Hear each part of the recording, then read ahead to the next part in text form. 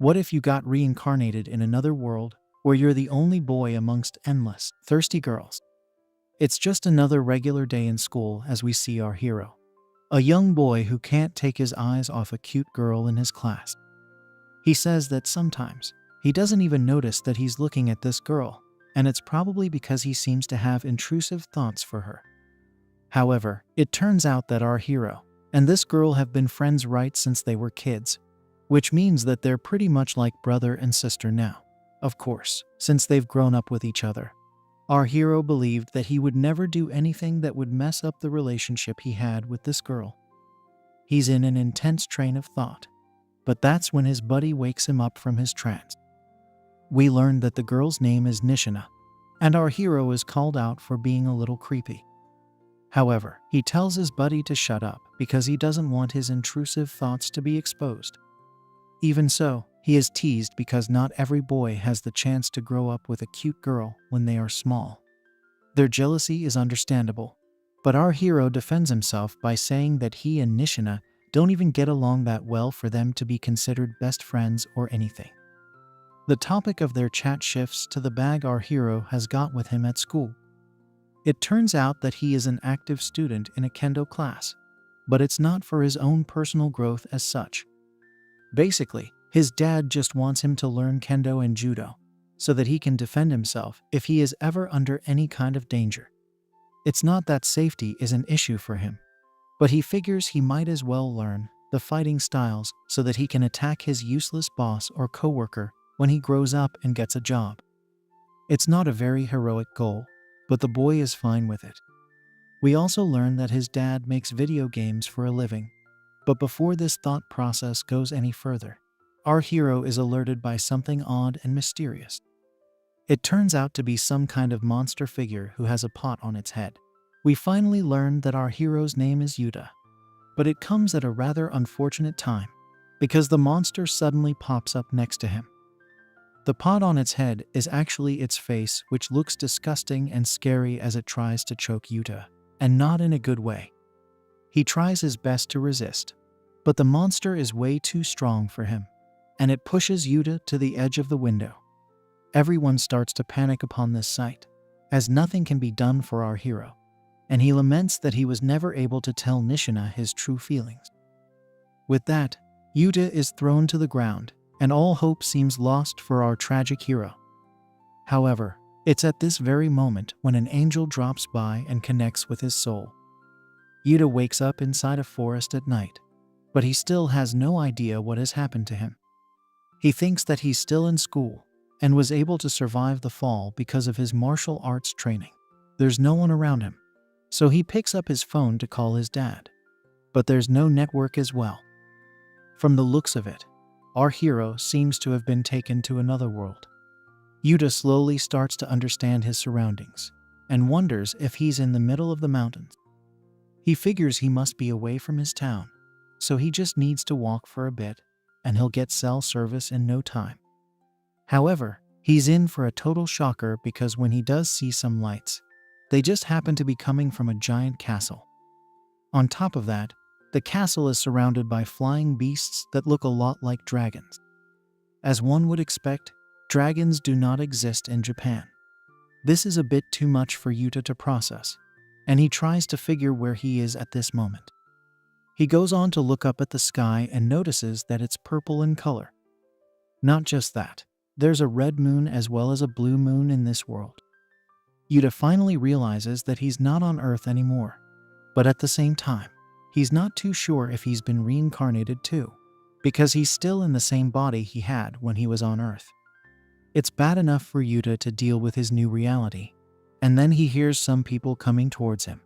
Luckily, it just happens to be a cute girl and her bird friend who seems to be able to talk. This is all it takes for Yuta to be convinced that he's been reincarnated in a fantasy world. This girl happens to be a knight, and she stares at our hero with doubt because she hasn't seen him from around here. The funny thing is that the night girl looks a lot like Nishina, so this could be Yuta's chance to strike gold and finally act on all those intrusive thoughts he's been having for so long. The night girl introduces herself as Lumi, who is a paladin of the Caesar kingdom.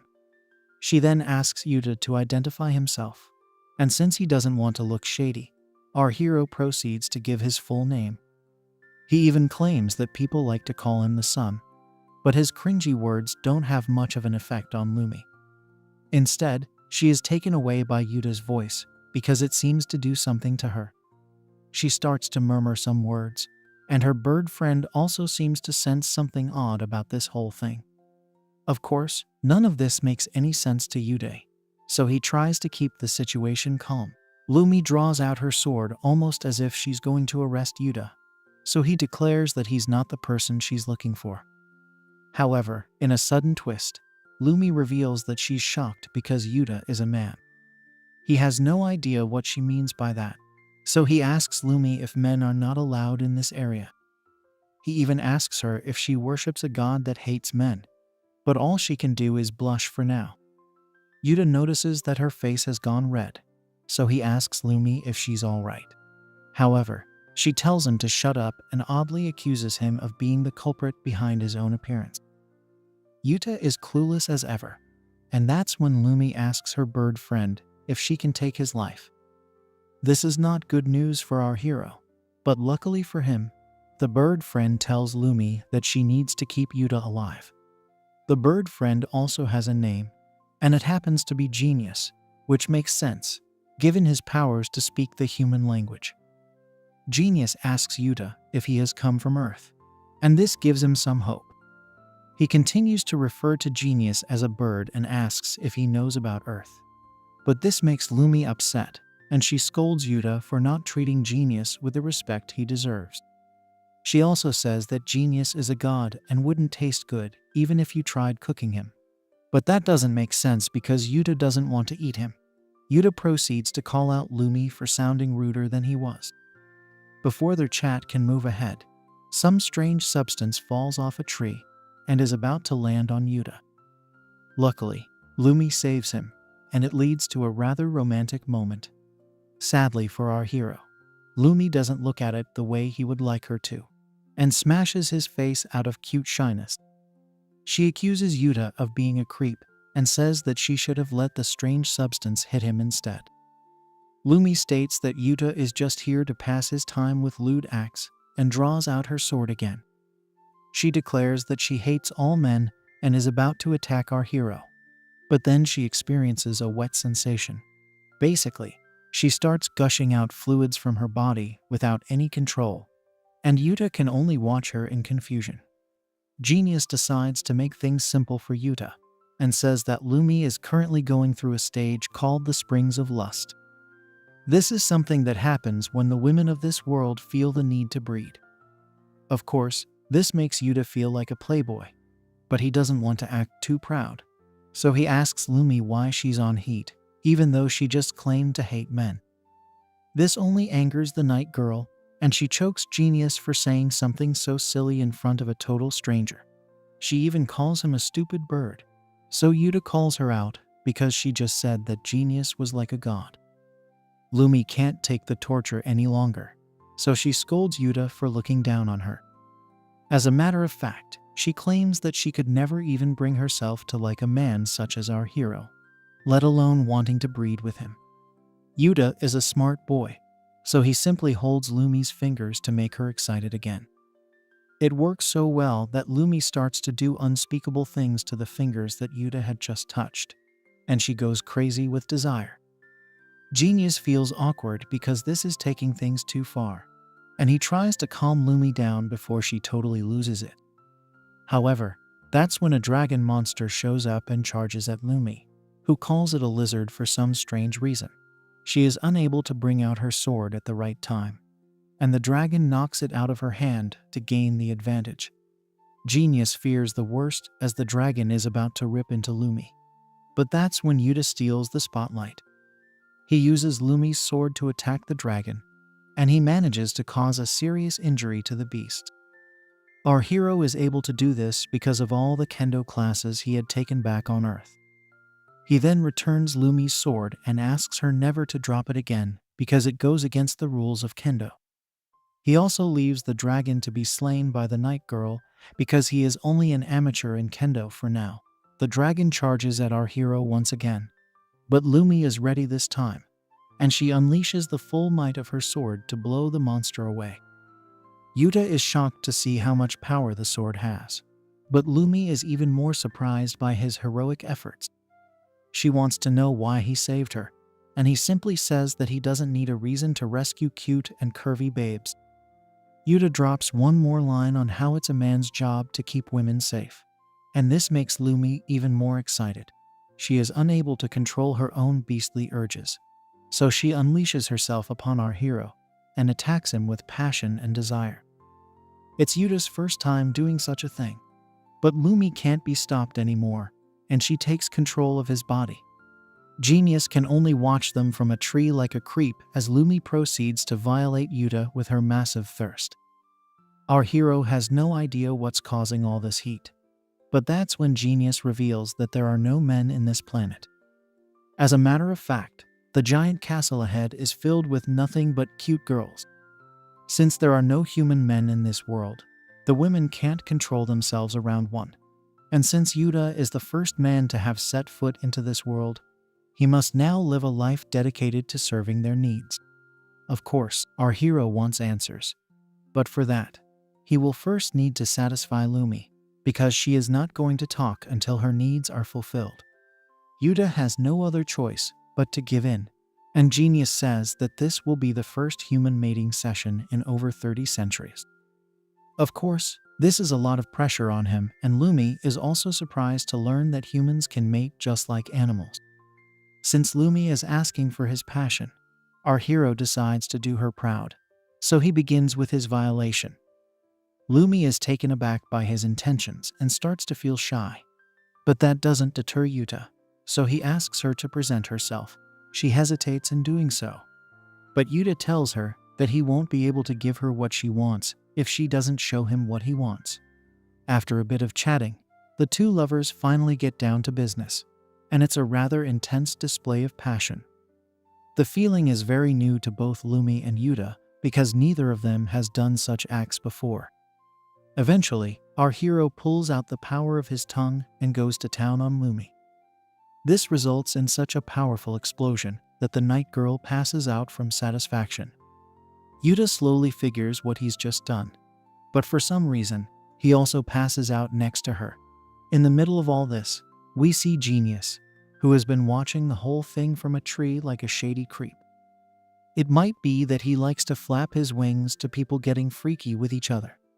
The night passes by, and it's daytime now in the fantasy world. Yuta wakes up from his sleep and looks around for Lumi, but is unable to find her. After a bit of looking around, he notices Lumi, who is hiding her face inside a tree trunk. She is clearly shy after the events of last night, and our hero is glad that she has gone back to normal. However, her going into heat was a serious matter, and Yuta also wonders if Lumi's bodily fluids have some sort of narcotic effect. That would have been able to explain why he had dozed off to sleep right after the nasty business he did with the night girl. Lumi is still not ready to show her face, but due to the events of the previous night, Yuta is able to see a lot more than what she would like to show. He tells her about it and proceeds to crack a joke, which is very funny to him, but clearly doesn't have the same effect on Lumi. She pulls her head out of the trunk and lands a direct hit on Yuta's face. She can't take the embarrassment anymore, so she pulls out her sword and is ready to end it all. However, Yuta calls her out and says that he doesn't need to be punished just because she wasn't able to control her passion. After all, Lumi was the one who attacked him with shady intentions, not the other way around. In the middle of this argument, we see Genius once again, who isn't really doing anything to stop the comical situation in front of him. Luckily, nothing serious happens, and the duo decides to make their way to town. However, on their way, Lumi states that it would be too risky to have a human male in the town. In order to keep Yuta's gender a secret, she decides to take him to the stray elf store. It's a bit confusing for Yuta, but Lumi explains that her world has not seen a human man for thousands of years. It's almost as if men are beasts of legend, so if one of them were to show up right now, It would put the world in a state of chaos. This makes sense to Yuta, but what he really wants to know is how he got here in the first place. He can only remember the angel girl who had come to collect him right after he was thrown to the ground by the scary monster. Our hero wonders what his role is in this world, and he also needs to find a way back to Earth. Before he can think any further, Yuta and Lumi reach the stray elf store. From the looks of it, this shop looks like a scam because there's a shady clearance sale going on, and the signs look rather suspicious. Yuta doesn't even feel like entering the shop. But then he notices that the signs are in the Japanese kanji language. That shouldn't be the case if this is a parallel world. And that's when it strikes our hero that he's been talking to Lumi this whole time, which means she can also speak Japanese. When he asks her about it, Lumi simply states that she's speaking the Caesarean language. She also realizes that Yuta can speak the same language as her. But this chat isn't going to bring any answers, so the couple enters the shop. Genius isn't here, so Yuta becomes a little suspicious. But Lumi says that it's fine because Genius is of a casual nature. Lumi is welcomed by a cat girl, and it makes Yuta question the types of people in this world. He doesn't think that the cat girl is a stray elf, but Lumi says this is what they look like. The cat girl is called Sayuri, and she is known for selling all kinds of goods that can't be found anywhere else. Yuta still isn't convinced that Sayuri is an elf because of her ears, so Lumi argues with him. But they get interrupted by the cat girl notices that Yuta is a human male. She gives a rather shady look while saying this, and our hero is surprised to see how easily he was found out. Of course, the main thing about a human male is the voice, so Yuta wants to know why it's such a big deal. Sayuri reveals that the voice matches that of the Kall, who seem to be this world's natural enemy, as per Lumi's words. Sayuri also states that she gets a lot of customers who wear the exact same uniform that Yuta is wearing. But the only difference is that none of them are human males. Without further ado, Sayuri gives Yuta a piece of candy and says that he should eat it if he wants to change his voice. Our hero is told that he will sound just like a girl if he eats this candy, so he proceeds to do so, but hates the taste of the candy. None of that matters because he now has a cute girl's voice and Lumi seems to love it. Our hero figures that he's just been given some helium, but neither of the girls know what that is. Sayuri gives Lumi 1 week's worth of candy, and the night girl wants to buy more stuff. But she has no money, so she has to put it on her tab. After a swift shopping session, Yuta is made to dress up as a girl, and he comments that he's gotten into some serious cross-dressing. Who knows, he might just end up liking it.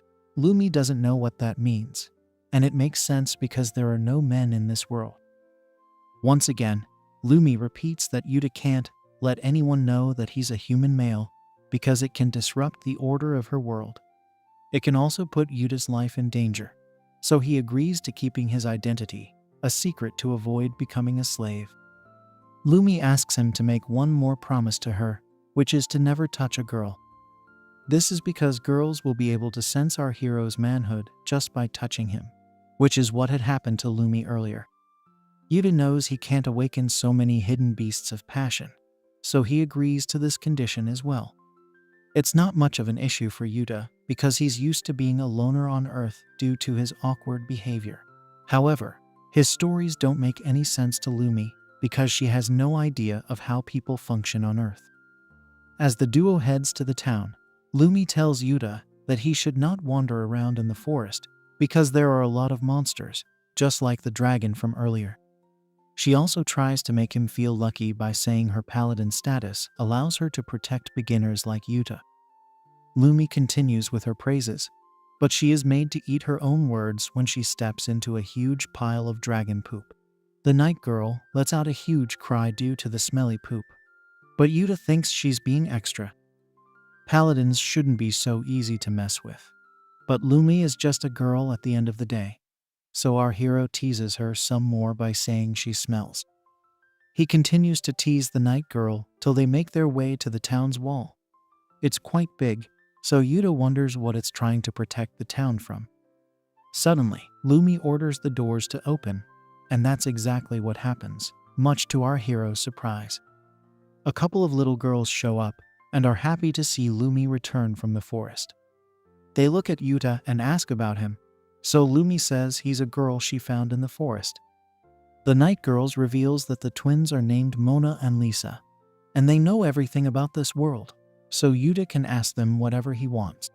The twins are known for being honest, and they show this immediately when they tell Lumi how much she stinks. Yuta is pleased to hear this, and the twins take it a step further by blatantly insulting the smell coming from Lumi's body. Now, we meet a girl named Lilia, who is pleased to see Lumi again, because she grew worried when the Night Girl didn't come back from scouting. Lumi gives her the same story, but Lilia is more concerned about the horrid smell coming from her body. With no face left to show, Lumi goes to take a bath and leaves the rest to Lilia. She decides to offer a nice meal to Yuta, but the twins first tell him about how Lilia is the best archer in their world. They also tell Yuta to respect Lilia and Lumi because they are the ones keeping this town safe. However, Lilia tells them to stop being rude, and then she takes Yuta out for a tour of the town. As our hero looks around the place, he is surprised that no one has seen through his female disguise. However, since nobody here knows what a man looks like, it makes sense that nobody can recognize Yuta. He also notices that the town looks like a historic ruin because there has not been any maintenance or repair work done. Women aren't good with such jobs, so he figures that's the reason behind this. Lilia offers some cold tea to Yuta, which shocks him because it's the complete opposite of his culture on Earth. Anyway, our hero does a quick scan on Lilia and states that she does not have the same appeal as Lumi, probably because of her flat body. She also has short hair, which does not make her worthy of his desire. Lilia notices Yuta starting at her chest, so she asks if there's anything on it. Our hero acts sassy and says that there's nothing on it at all. He then introduces himself, but uses the male pronouns of the Japanese language, which confuses Lilia. She asks for clarity, but Yuta brushes it off as a casual remark. In the middle of this chat, our hero spills some tea on himself, so Lilia offers to clean it up for him. He decides not to go ahead with that, but Lilia gets up and holds his hand to see how wet his clothes have become.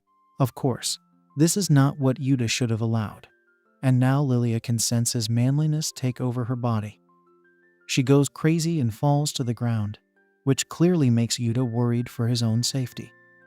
Just as he had feared, even Lilia is now in heat, and there's nothing he can do to stop it. Lilia rolls around the floor, unable to control her urges, while Yuta just looks at her without a clue in the world. She tries to figure what's happening to her body and tries to keep herself calm, but the fluids inside her have other plans. Yuta casually asks her if she's fine, and Lilia starts to worry about being judged by him. Of course, women need to do something to keep their desires in check, but to show it to someone else is out of the question. Lilia is confused at first, but it doesn't take long for her to figure out that Yuta is a boy, because she went crazy only after touching him. Our hero realizes that he's messed up right from the start, even though he was warned against this. He doesn't deny what Lilia claims, and this gives her proof that she is in front of a real human boy. She goes close to Yuta and touches his face because she has only seen men in books so far. Our hero becomes alert when he hears this, but he has bigger fish to fry at the moment. Lilia can't hold her urges any longer and unleashes a fierce attack on Yuta's tongue. He starts to feel drowsy due to her fluids, just like he did when he got with Lumi. Things are about to get heated up, but then Lumi returns from her shower and proudly announces that she is now smelling fresh like flowers. Luckily, both Yuta and Lilia have managed to cover up and are sitting normally at the table. Lilia is having a hard time controlling herself, so Yuta creates a distraction and asks Lumi to show him to the toilet. He is then taken to his room, which is small, but looks good enough for him. Yuta asks for something to eat, which makes Lumi suspicious because he was taken to the restaurant by Lilia. He awkwardly says that he only had tea, so Lumi decides to get him some food. However, It only turns out to be a mixture of fruits and vegetables, which is what girls usually like to eat. Our hero doesn't like the meal, so Lumi asks him if he has a problem. He can't really complain, because he'd much rather eat this than dragon meat. Now, it's time to learn more about the kingdom of Caesar.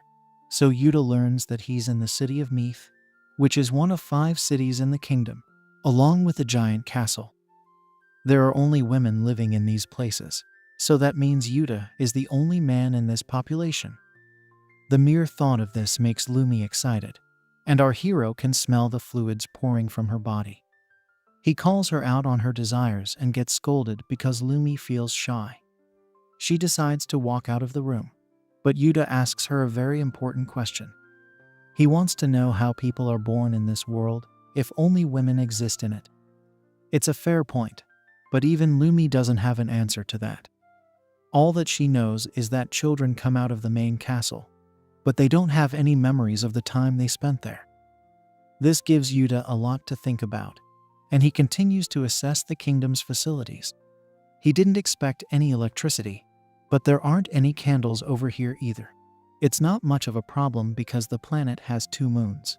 But what really bothers Yuta is the story he just heard about the castle and the children coming out of it. He feels there's something shady going on inside the castle and wants to get to the bottom of it. He can't do much for now, so he just chills in bed and thinks about what he did to Lilia. Unlike Lumi, she seemed like a serious girl, so our hero feels bad for making her go into heat. He figures that he should be more careful and not let other girls touch him. But then he hears knocking on the door. He opens it and is shocked to see Lilia standing in front of him.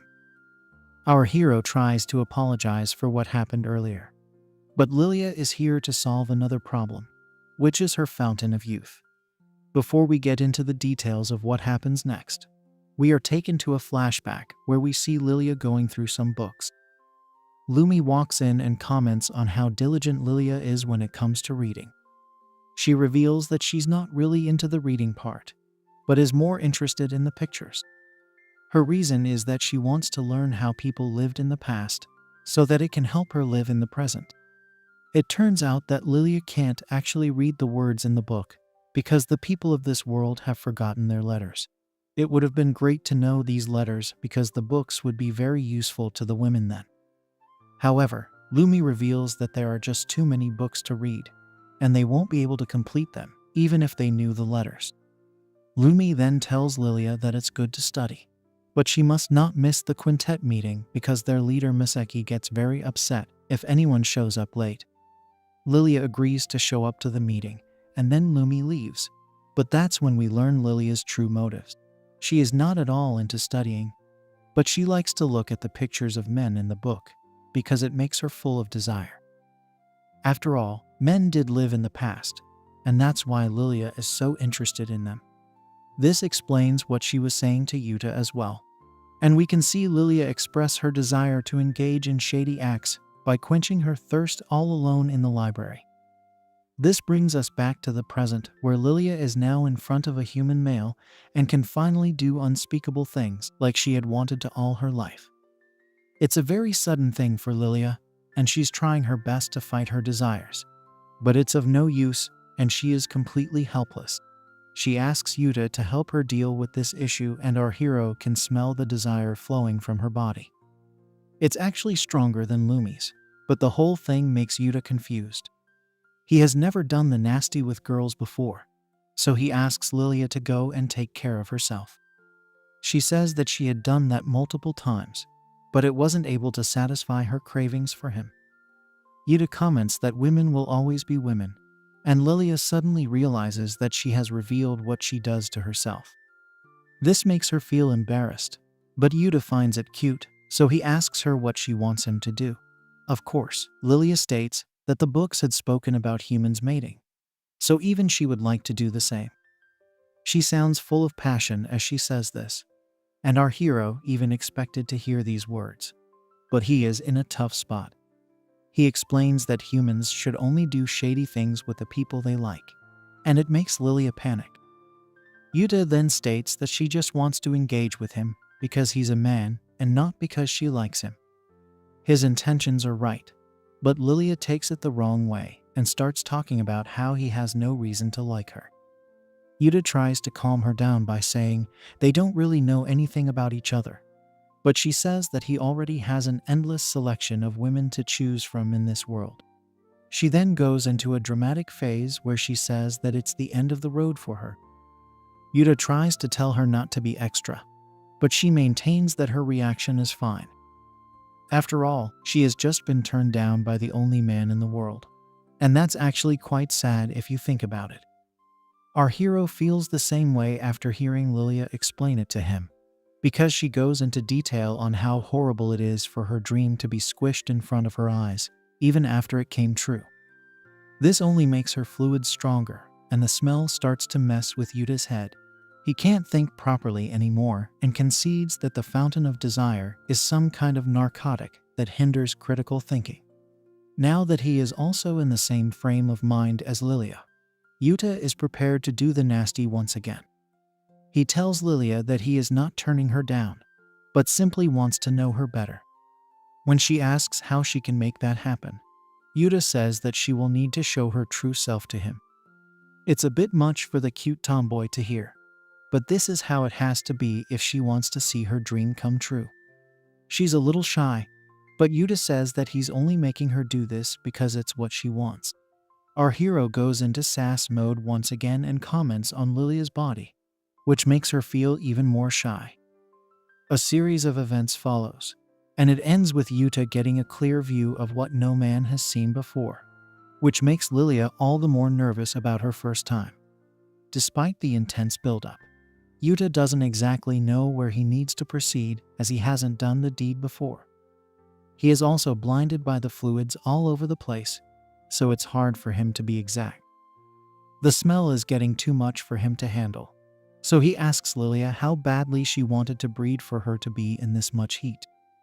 As the tension rises, Yuta jokes around by saying he never thought of Lilia this way, because she looked too serious for that kind of stuff.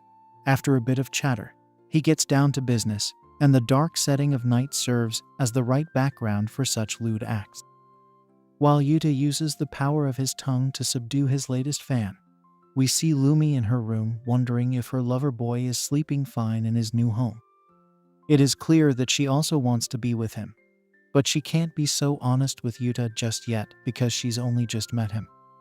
Of course, she tries to fight her feelings for a bit, but then she remembers what Yuta said about it being a man's duty to protect women, since she can't lose control again.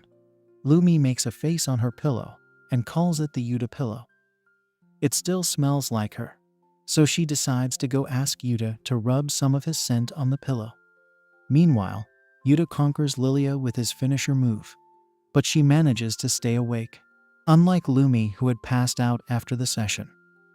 Our hero reveals that he also did this to the night girl, and it makes Lilia a little jealous because she thought she was his first. She has now experienced something very different, and she doesn't think that she can live without Yuta anymore. Our hero is thrilled to hear this and says that he is ready to take things further with Lilia. However, he doesn't realize that Lumi has also walked into the room and is seeing this sight with her own eyes. Before we move on with this scandalous revelation, we are given a brief summary on the events that have passed. Mostly, it's all about our hero Yuta being sent to a parallel world, which is like a paradise to him because he's the only man here. He's already gained favor with two pretty girls in Lumi and Lilia. But the main problem for him now is that Lumi has walked in on him and Lilia doing the nasty. Luckily, this happens just before the mating session, so our hero's purity is still intact to a certain extent. Even so, this is not a good situation for Yuta, as he has been caught with another woman. Just like any other man, he also tries to explain his actions to Lumi in awkward fashion. But to his surprise, she doesn't react angrily to the discovery. She simply says that Yuta can enjoy himself if he wants because he is the only man in the world right now. Our hero is just as confused as Lilia, but Lumi explains that Yuta belongs to all the women of this world. Yuta feels bad about what has happened, but Lumi walks out of the room to allow her lover boy to complete his mating with Lilia. However, Lilia dresses up and chases after Lumi in the streets. She finally catches up to her and asks the night girl if she knew about Yuta being a boy. Lumi says yes and explains that she wanted to keep quiet about it in order to avoid any chaos in the world. Now, Lilia says that she's no good because she's touched Yuta and can't think about anything else. She's been going crazy ever since she found out about a man being in her world, and says sorry for losing control of her urges. Lumi asks her not to be this way because her passion could not be helped in front of a man. She even goes on to confess what she did with Yuta, and says that she's been feeling the same way ever since. As a matter of fact, Lumi was the one who wanted to keep Yuta a secret, so she feels a little selfish for doing so, since she wanted her lover boy all to herself. Maybe this was Lumi's fault all along. Lilia shows some compassion towards her peer, but it's getting dark now, so the girls decide to talk about Yuta the next day. With that, both Lumi and Lilia walk away, but we can see that our hero has been sneakily listening to their chat on the side. Lumi goes back to her room, still holding her Yuta pillow from earlier. However, there is sadness on her face, and we all know why. Soon enough, she throws the Yuta pillow on the floor and punches it out of anger. With that, Lumi can finally express her true emotions as she continues to punch the pillow with tears rolling out of her eyes. She is clearly upset with Yuta for cheating on her, which means that Lumi might just be falling in love with him. Meanwhile, we can see Yuta lying in bed thinking about what he's just done. Of course, if this was the real world of Earth, it would have a whole other thing, but it's just a fantasy place as of now.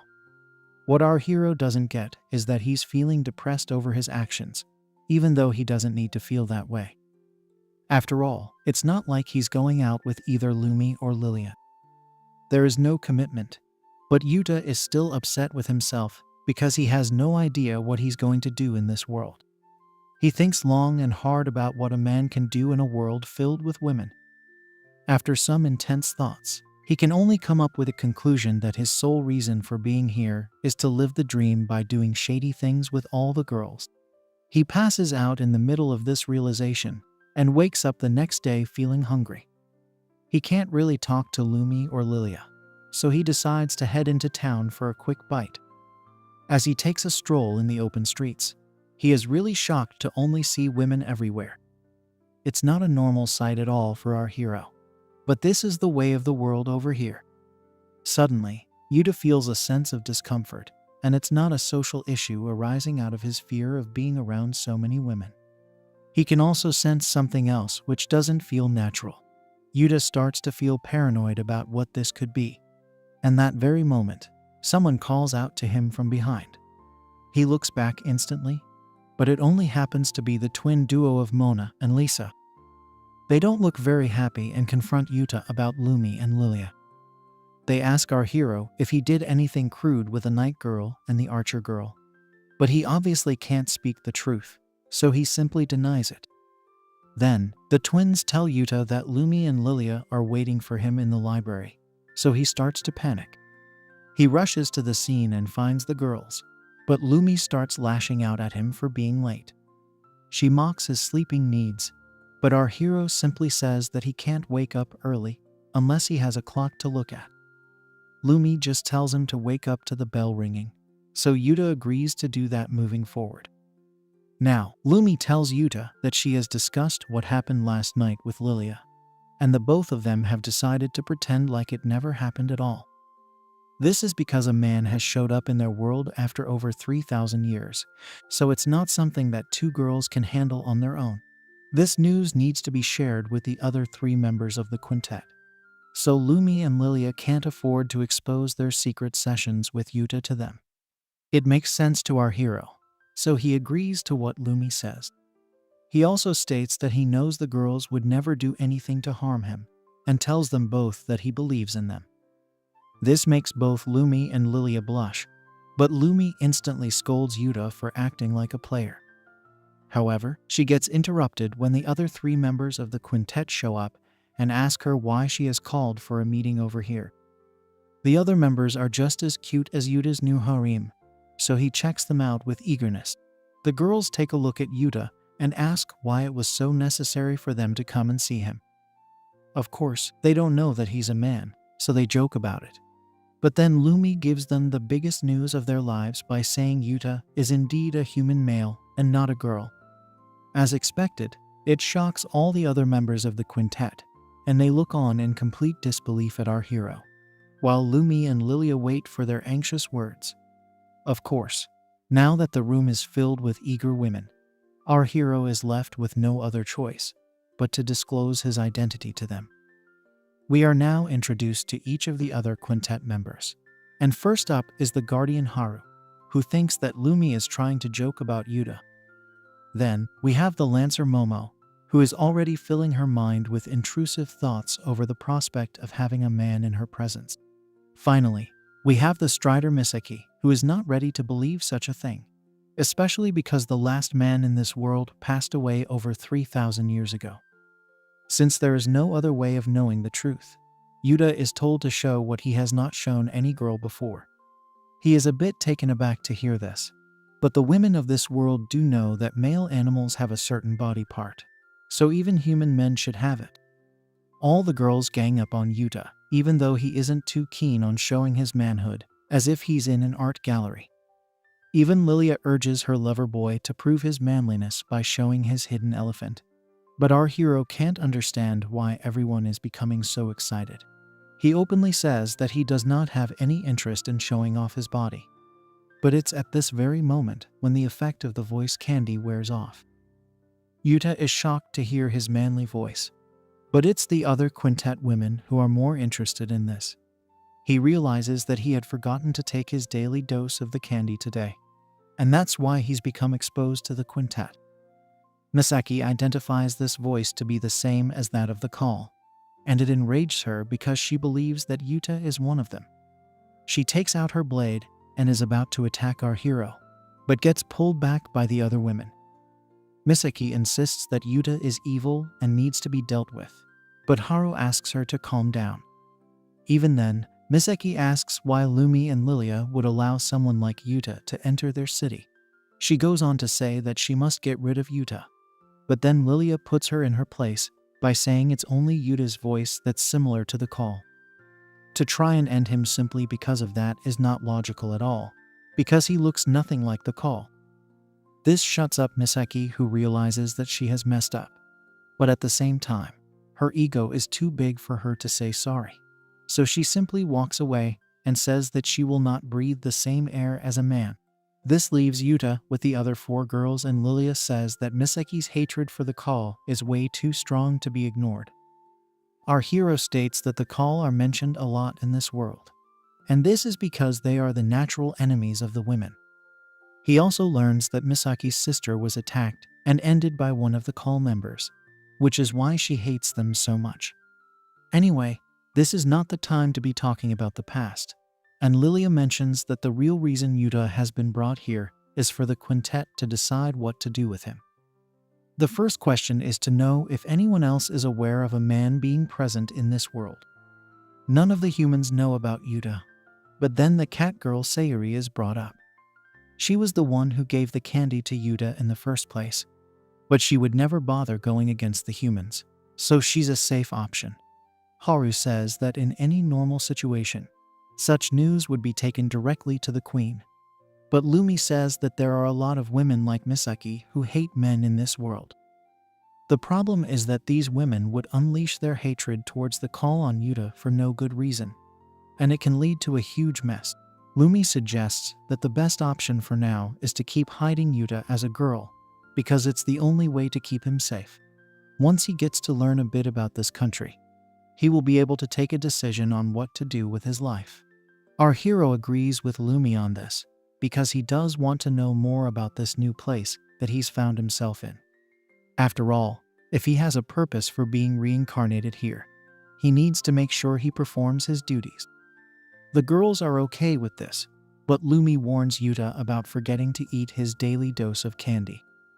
Our hero owns up to his mistake and promises not to do it ever again, after which Momo decides to end the meeting as she has been called to the castle.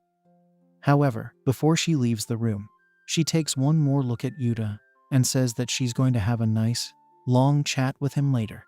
She leaves the room, and Yuta looks on in wonder, while Lumi and Lilia show disgust on their faces. Lumi wants to be with her lover boy, so she asks him to come to her room as she wants him to do something for her. Our hero agrees to it, but Lilia becomes alert after hearing Lumi's request. Meanwhile, we see Momo plotting something sinister because she wants to have a monopoly on the first man in this country for over 30 centuries. After all, she is never going to get a chance like this ever again. Now, Yuta is taken to Lumi's room, which is quite big in comparison to his own home. Of course, she is a paladin who is part of the Quintet, so it's one of the perks of her job. Yuta wants to know why he's been brought here, and then Lumi shows him the Yuta pillow, which looks a little creepy. He has no idea what's going on, and it only becomes worse when Lumi asks him to hug the pillow for her.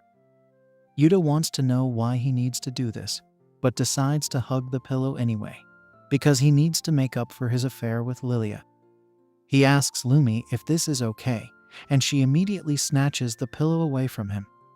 She then pushes our hero out of her room because she doesn't need him anymore. Yuta is confused by her behavior, and then we see Lumi staring at the creepy pillow. She proceeds to hug it with joy because now she finally has something which smells like her lover boy. While Lumi does unspeakable things to the pillow, our hero wonders what that random task was all about. However, he hears someone refer to him as a human male, so he quickly turns around to see who it is. Luckily, it's just Genius, who has finally decided to show himself again, and also seems to have 3 legs. Clearly, he has a lot going on that Yuta himself is not able to understand. Our hero decides to mock the talking bird for having too much of a rebel spirit, and even compares him to a crow. However, the only thing that Genius wants to tell him is that he still hasn't technically done the deed with any of the girls yet. This is technically true because Yuta's tongue has been more than enough to cause explosions. Our hero maintains that he doesn't want to become a mating machine, but Genius says that it's only natural for him to act out his intrusive thoughts with pretty girls. On top of that, he also mentions that the girls of this world need to do such things when they become adults. If such an action doesn't happen, then they will simply pass away. This shocks Yuta beyond belief, and he lets out a huge scream in discomfort. Our hero is unable to accept such a thing, but then he remembers that uneasy feeling he had earlier when he was walking around town. This feeling came about because he could only see young girls everywhere. Genius goes on to explain that the girls of this world go crazy upon seeing a man because of this very reason. The fountain of passion is designed to lure men into their bodies because it's a means of survival.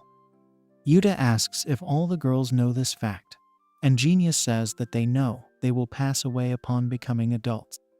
However, nobody knows that they will continue to live if they engage with a man, and simply accept their lifespan to be short. Since there has not been a single man in this world for 30 centuries, even Genius did not decide to let this truth reach the girls. It's a sad reality, but Genius says that it's not like Yuta can save tens of millions of girls with his manhood. There's only so much that a man's elephant can do, after all. Despite this, Genius does say that Yuta has the freedom of speech, so he can choose to do whatever he wants with this information. The talking bird flies away, but Yuta asks him to wait because he wants to know if this whole mating survival process is a thing of genetics or something else. Genius changes to an ominous tone and says that it's a curse which has been placed upon this world by the god of deep jealousy. This god is not at all like Genius and is actually quite scary.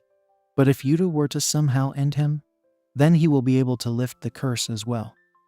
This can probably be the reason why our hero was reincarnated in this world in the first place. With that, Genius flies away and leaves our hero to ponder about what he's just learned. If this curse thing is really true, then it means that even Lumi and Lilia will pass away if they don't do shady things with him. Meanwhile, we see Lumi, who is busy showering kisses upon her new Yuta pillow. She continues to enjoy the smell of her lover boy all over the pillow. But then we see Yuta walking into the room and feeling weird about what he's just witnessed. Lumi also realizes that she's been caught and is completely distraught over her actions. She tries to act cool and asks what Yuta wants. So he says he came here looking for food. Lumi tells him to go outside and chew on the weeds, but our hero can see right through her. Lumi feels shy and asks Yuta not to look at her with those eyes. However, our hero asks her if she really likes him. This makes the night girl confused, and she says that she can't really give an answer to that. Yuta maintains that he's the only man in this world, so it makes sense for her to like him. Lumi finally admits that she's happy to have Yuta as the only male in her country, and our hero says that he's thankful to have met Lumi first in this world. She starts to feel the fountain of passion once again, and it only gets more intense when Yuta suggests mating for now. Lumi immediately loses all sense of control and proceeds to get violated by her lover boy. Since there is no protection in this world, our hero also decides to finish his business the old-fashioned way. Now, before we continue to Yuta violating Lumi, we are taken to a bonus episode where the girls come together for a very special meeting. It is regarding what food they should serve for a birthday celebration. First, Lumi is asked for her opinion, and she says that a special occasion would call for special food. However, to her, special food means a veggie salad because it's good for health. Not a lot of people would agree with this opinion, but it is taken anyway. Next up is Lilia, but she is too busy reading shady things in her book and letting her intrusive thoughts take over. The leader girl Misaki does not like this, so she scolds Lilia for not paying attention when she should. On top of that, there is a strong citrus smell coming from her, and this makes Lilia panic because she knows it's her special water. She quickly brings the discussion back to birthday food and states that the girls should focus on having omu rice. This is because they don't really get to eat something this tasty on a regular basis, so the fluffy eggs will surely leave a strong impression. This is a much better option than the veggie salad, so Lilia's option is the current winner. Next up is Haru, whose face looks like she is ready to end someone.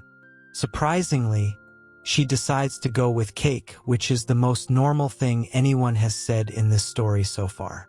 For a kid, this is the perfect option, and even Lumi seems to agree with it. Haru states that she is not just suggesting cake because she is personally craving it, but also because the best ingredients mixed together would be perfect for serving kids. However, the fact that her face is drooling does indicate that she would like to have a bite of some cake as well. Everyone knows that Haru has a sweet tooth, so they decide to go ahead with her option without needing any kind of justification. Now, it's Momo's turn to give her suggestion, but strangely enough, she asks why food is necessary for a birthday celebration. She asks the girls to think back to the time they were born in this world. They did not even have the basic sense of taste back then, so it confuses her as to why they want the newer babies to get special food. On that note, Momo says that it would be best to just serve the normal food that everyone eats. No one is going to go bonkers over the flavor as per her opinion. The leader girl Misaki seems to be in agreement with Momo on this as she recalls her own first meal. She was given a nice fluffy cake, which she is sure was delicious, but at the time, the taste did not register with her. Having said that, Misaki does have another point of argument. She realizes that even though she did not understand the taste of the cake, she could not ignore the fact that a lot of precious commodities were used to make it, such as eggs, flour, and sugar. This makes her feel good about how her predecessors wanted her to feel welcome in her world. What matters is the intention and the love put into making that cake, which is why Misaki fondly remembers it. This is a rather emotional moment for Misaki, and she even convinces Momo to change her stance on the need for special food. She agrees with Misaki and says that something special should be served on birthdays. Haru is hopeful now because the chances for the special food to be cake are high, especially because of Misaki also having had cake when she was welcomed into this world. Haru drools again and asks Misaki if they will be serving cake at the castle, but to her surprise, she says no. As a matter of fact, the leader girl says that the special food will be lizard tail boiled in its own blood. The other girls are absolutely horrified to hear such a suggestion because lizard tail is disgusting. Misaki reasons that she likes lizard tails because they are hard to get, and the flavor is even harder to lose memory of. With that, she adjourns the meeting, but not without vocal rebellion from the others. Now, we finally pick up from where Yuta and Lumi left off. Our hero knows that he has to mate with Lumi if he has to save her life, and then he takes it on himself to save everyone else as well. Since his elephant can't catch them all, Yuta decides to end the god of deep jealousy to make sure the girls of this world live freely and without any suppression. What follows is a rather intense session, but Lumi is also worried about what will happen to her if she mates with her lover boy. Of course, it feels great to her, so she doesn't really complain for long. Yuta is hypnotized by the fountain of desire again that he almost finishes off Lumi before they get to the main act. Luckily, he stops himself and then proceeds to mate with his babe. Lumi is taken to a different realm of the senses and she can't even believe that such a feeling exists. Soon enough, both Yuta and Lumi explode with their intrusive thoughts finally coming to fruition. Now they take a breather, but our hero can hear some shady noises coming from outside the room. It's none other than Lilia, who seems to have enjoyed a free show for her own solo mission. Either way, Yuta is glad that he managed to get the job done and save Lumi's life by mating with her. Now, he can rest assured that Lumi will not pass away early due to lack of elephant. At this very moment, Yuta also notices a mark on her neck which has only just appeared. This could be the mark of a girl who has lost her innocence, so things are going to get very interesting for our hero. Later, Lumi wakes up to Yuta right in front of her, but he has all his clothes on. Lumi is a bit shy at first, but our hero tells her there is nothing left to hide anymore. He proceeds to explain the details of all the shady acts they did last night, but Lumi is not ready for that, so she punches him right in the face. Now, Yuta asks Lumi a very important question, which is her age. She says that she is 18, which is great because even Yuta is 18 years old. This means they just like us, and our hero is not Drake. Lumi proceeds to say that all the girls in the quintet are 18 or 19 years old, which means that Yuta has free range to act out all his intrusive thoughts without having to worry about the legal consequences. Not that they would apply to this world anyway, but now it's time for a serious talk. Yuta tells Lumi that he is aware of the bizarre rules of this world, especially regarding the fact that girls pass away by the time they reach 20. Lumi confirms this and it makes our hero sad, which confuses her. Lumi asks if he can live for longer than 20, and he goes on to say that he can actually make it to 80 if he follows a healthy lifestyle. Now, Yuta tells Yumi that the talking bird informed him of a way that can save the girls from passing away so soon. Of course, he was advised against revealing it to anyone, but since Lumi is his first mate, he wants to share the secret with her. She finally learns that mating is the cure to the curse, and the only other way to lift it is by ending the god of deep jealousy. However, if it were so easy to do such a thing, then it would have been done ages ago. Our hero further states that the mark on Lumi's neck is a symbol to prove that her curse has been lifted. This means that she can also live a long and happy life just like him, and normally, it would be a cause for celebration. Lumi's eyes are filled with tears, and it would be safe to assume that it is because of joy.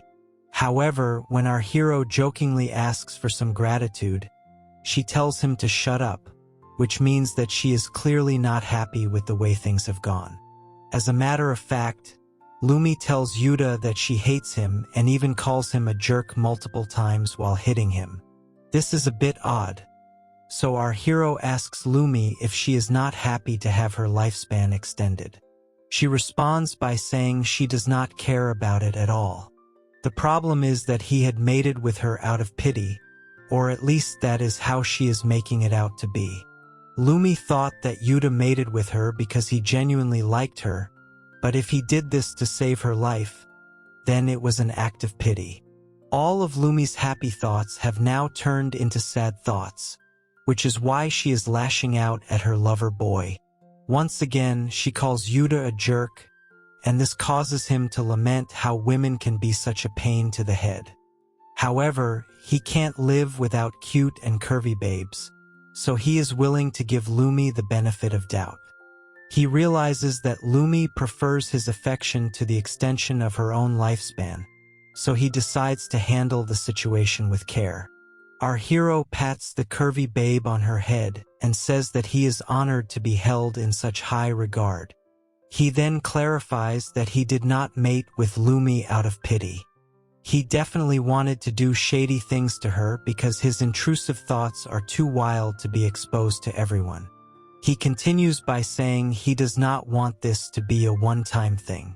He wants to mate with Lumi again and again, which is a dream come true for any normal boy. Lumi becomes happy once again, but then he reminds her that he won't be able to save everyone in this world from the curse. After all, he only has one elephant, but he maintains that he will save as many lives as he can with it. This means that our hero will have to mate with other girls as well, which would usually be a problem for his girlfriend. Lumi does take a few moments to take this in, but after careful consideration, she puts a smile on her face and says that it would be a good thing for her lover boy to save her friends. Meanwhile, Lilia is still going to town on herself because of her increased hyperdrive. She clearly wants to mate with Yuta as well, but she slips up and the mop next to her falls to the floor without her realizing it. Naturally, the sound of the fall alerts Yuta, and he remembers that he had heard someone outside the room earlier. He steps outside to check for intruders, but Lilia has already made her escape by then. The only problem is that her unholy water has been dripping for a while, and she has left a massive puddle outside the room.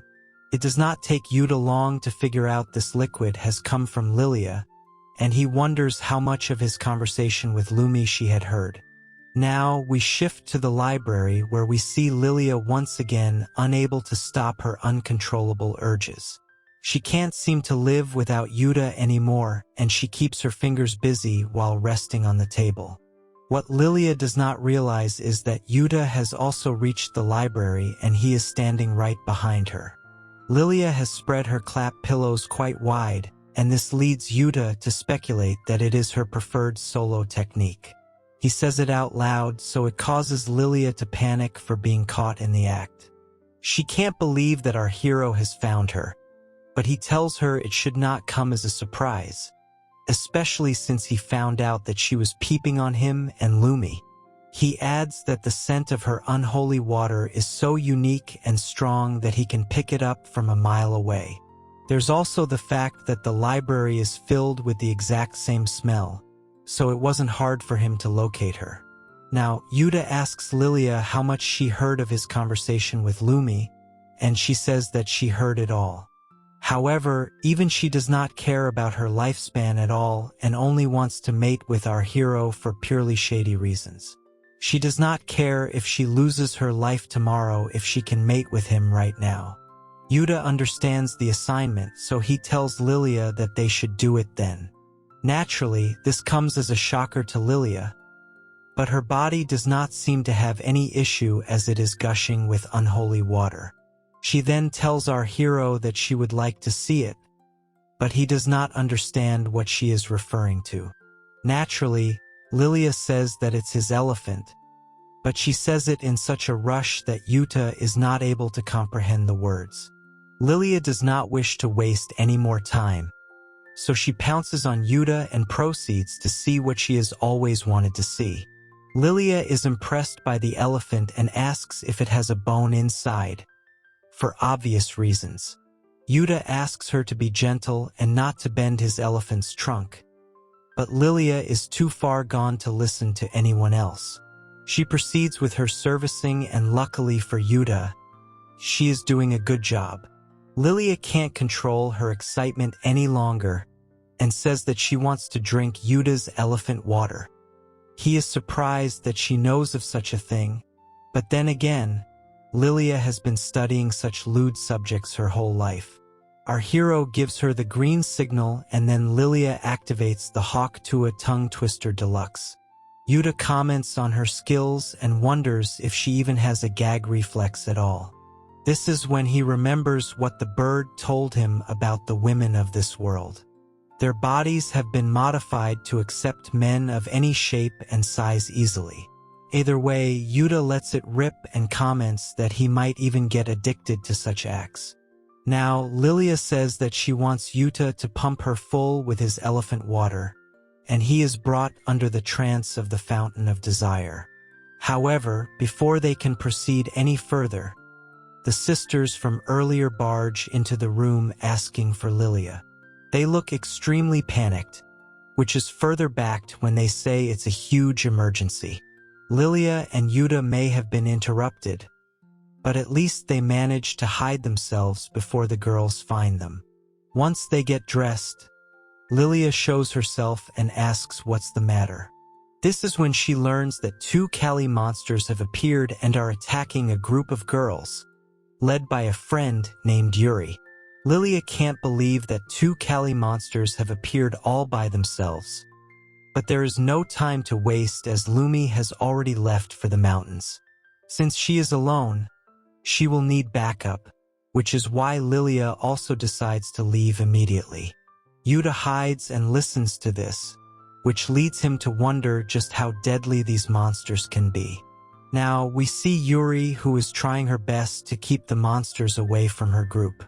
However, things are not looking good for them, especially after we see how creepy the Kali monsters really are. Yuri promises the other girls that she will protect them no matter the cost, and she believes in herself because of all the training she has gone through. The lance she has in her hands is the key to her battle strategy, so she starts off with a direct attack.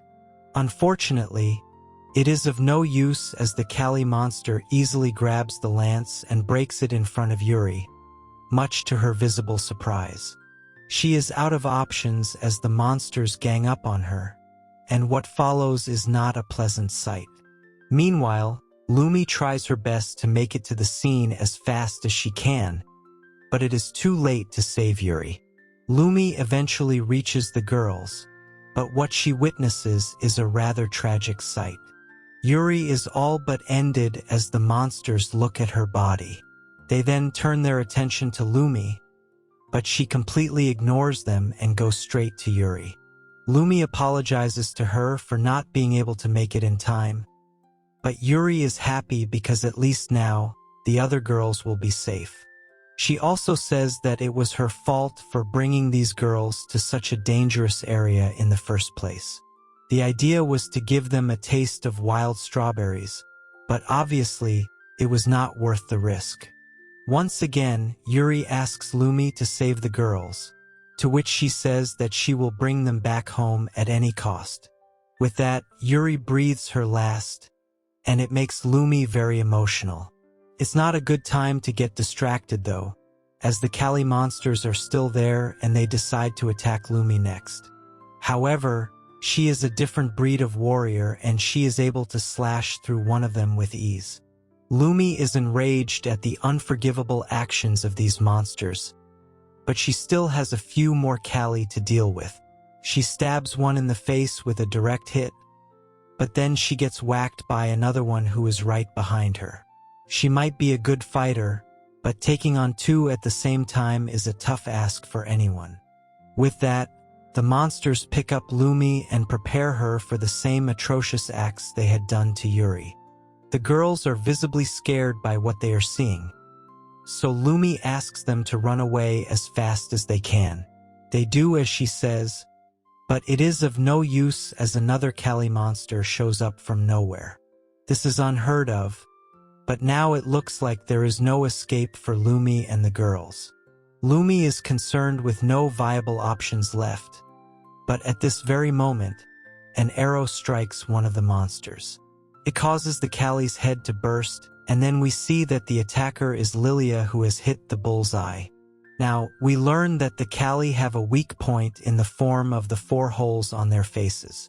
So, if your aim is good enough, you can take them down with a single blow, otherwise it will be a long and arduous task. Lilia reveals that Misaki and the other girls have gone on another mission, so it's just her and Lumi for now, but that should be good enough if there are just 2 more Kali monsters left. However, an entire gang of Kali show up out of the blue, and this tilts the scales further away from the girls. This is not good, but Lumi and Lilia have no other choice other than to fight them. They start off well by taking down 1 monster each with their strikes, but this is not good enough. Lilia gets struck down by another Kali, and this distracts Lumi, allowing her to get beaten by another monster. These beasts start to gang up on the innocent girls as well, so we are back to square one. Suddenly, something attacks one of the Kali and its head is chopped off in an instant. The other monsters are stunned by this and they look back to see what happened. The Kali whose head gets chopped off instantly gets ended with a strike to the face hole by none other than our hero Yuta, who has made it in the nick of time. Both Lilia and Lumi are shocked to see their lover boy in action, but he was not just going to stand by and let these monsters have their way with his slave girls. He angrily looks at the Kali and tells them that they have made a huge mistake over here. Both Lilia and Lumi can now breathe a sigh of relief, and then our hero comments on how the kendo he was taught by his old man is finally coming to use in a place like this. Now, he is confident in his abilities and he is sure that he is not going to lose to a bunch of monsters that look like macho men with spooky faces. With that, Yuta assumes a battle stance and tells the monsters that he is going to use them as his practice dummies. There are at least 7 Kali monsters that can be seen here, so Yuta really has all the odds against him.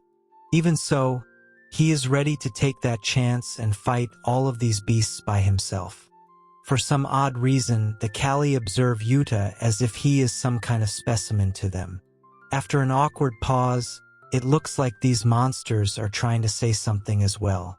Eventually, they scream the word Bairu, but that does not make any sense to Yuta or the other girls. The Kali continue to call our hero Bairu one after the other, and it goes on for a few seconds. With that, they oddly leave the scene while still screaming the word Bairu. Yuta is left standing there with his sword, but Lilia comments that the Kali running away is a sight that she has never seen or heard of before. This could be because of the fact that Yuta is a man, but our hero is more interested in learning what the word Bairu means. There's no time to think about that, as he notices the girls crying over Yuri. He is angered by what the Kali have done, but he does not understand how Yuri passed away without any external wounds. This is when he learns that the Kali release poison when they mate, which is what ended Yuri over here. Lilia adds that girls have no chance of survival if they are attacked by Kali, unless they manage to end them first. Yuta is puzzled by this new revelation because if the girls mate with him, then they get to live longer. However, doing the same thing with the Kali will end their lives immediately. Lumi can't hold back her tears because she is a member of the Quintet and it is her job to protect people like Yuri. However, she had failed to do that and is cross with herself about it. One of the girls tells Lumi that it was actually her fault because she wanted to eat wild strawberries, which eventually led Yuri to bring them here. The girls continue to cry, but Yuta tells them not to blame themselves for it as they had not done anything wrong. This was only the fault of the Kali, and Yuta has now seriously considered them to be a legitimate threat. After some time, our hero and the girls manage to give a respectful farewell to Yuri by cremating her body. we can see that the other members of the quintet have arrived, and they too are overcome by their emotions. Later in the night, we see the quintet having a meeting with Yuta over the events that have just transpired.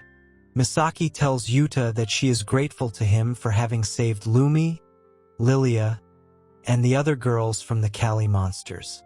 However, he tells her that the gratitude is unnecessary because he has been treated well by the quintet despite not being from this world or knowing anything about it.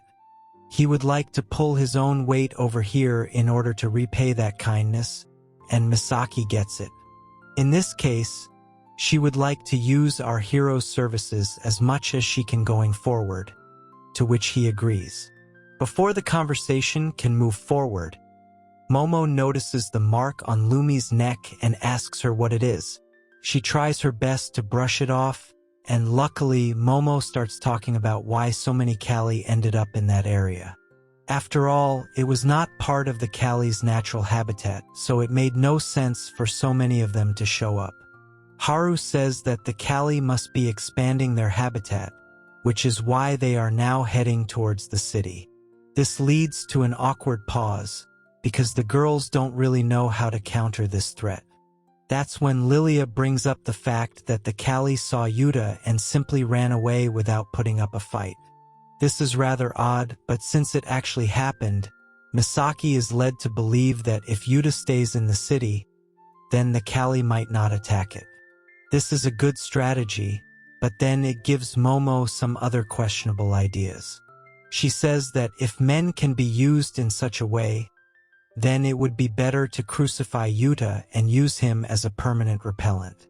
Of course, there's no way our hero is going to agree to that, and he is also scared to see how happy Momo looks while saying that. Misaki changes the topic and says that when they will go scouting to check the borders of the Kall's habitat region, they will bring Yuta along with them. Haru then says that the timing of this request might be odd, but they should also go and collect some Ember Rocks. They are almost out of them, but Yuta does not know what they are. Misaki explains that these rocks can be burned and used as fuel, almost like the coal from his world. Lumi further elaborates that these Ember Rocks can only be found next to the Kall's habitat, which makes it a risky task. Momo is glad because this would be the best way to test Yuta as a Kall repellent, but he is still not happy about how she wants to use him as some kind of tool. Anyway, the girls plan to set out first thing in the morning tomorrow. How are things going to turn out for them on this mission? Is Yuta truly the key to defeating the Kall monsters? And will he add more slave girls to his harem? Now that our hero Yuta has an idea of how dangerous the Kall monsters are, he is ready to offer his services to the cute and curvy babes of his new world. However, Momo wants to literally use him as a tool, so it's a bit messed up. Anyway, it's time for the team to set out on their new mission, and then we shift to Yuta checking out some of the weapons in the artillery. There are lots of options for him to choose from, but the main problem is that all of them are mostly ancient, and most likely would not be any good in battle. Our hero laments that the skills of metal crafting have been lost in this world, but that's probably because all of its residents are women. However, Yuta also takes note of the fact that the women of this world only live till the age of 20, so it's not likely for them to pass on any skills to the next generation. Also, with such an age bracket, the main men who would love to come here would be Drake or Leonardo DiCaprio. Now, Yuta reminds himself that he will need to defeat the god of deep jealousy because that is the only way for him to free the girls of the curse that makes them pass away so early. In any case, Yuta does not have a lot of information on this god, so he'll have to keep his eyes and ears wide open during today's scouting. As the team prepares to leave, Lilia is told that she will have to stay behind because there's no way the entire quintet can leave the city unprotected. Lilia does not have a problem with this because her powers are mostly suited towards defense. She wishes the girls all the best, and then all of them move out with Yuta. Our hero knows that he will have to be careful not to touch any of the girls because that could lead them to uncontrollable intrusive thoughts. The team enters the forest, but Yuta wants to know how far the Ember Rock mining site is. Misaki says that if all goes well, then everyone will be able to make it back to the castle before it's time for dinner. Going one way takes roughly half a day, so our hero is looking at a full day's worth of walking. He asks Misaki if they have packed any lunch, but he is told that nobody is carrying any food. They are to eat whatever they find on the way, which is less than ideal. Momo says not to worry because there are fruits to pick and even fishes to roast, as this forest does not discriminate when it comes to feeding its occupants. At the same time, if any of these people let their guard down, they will become instant meals for monsters as well. Suddenly Lumi draws her sword, so Yuta asks her why she is doing this. That is when the entire team notices a massive monster that has suddenly appeared in front of them from the river. Yuta is shocked by this beast's appearance and wants to know how such a thing can even exist. However, Misaki's mouth starts to drool and she says that the monster looks delicious, which is most definitely a questionable statement. Suddenly, the massive monster drops its head onto the soil, and this makes the girls alert.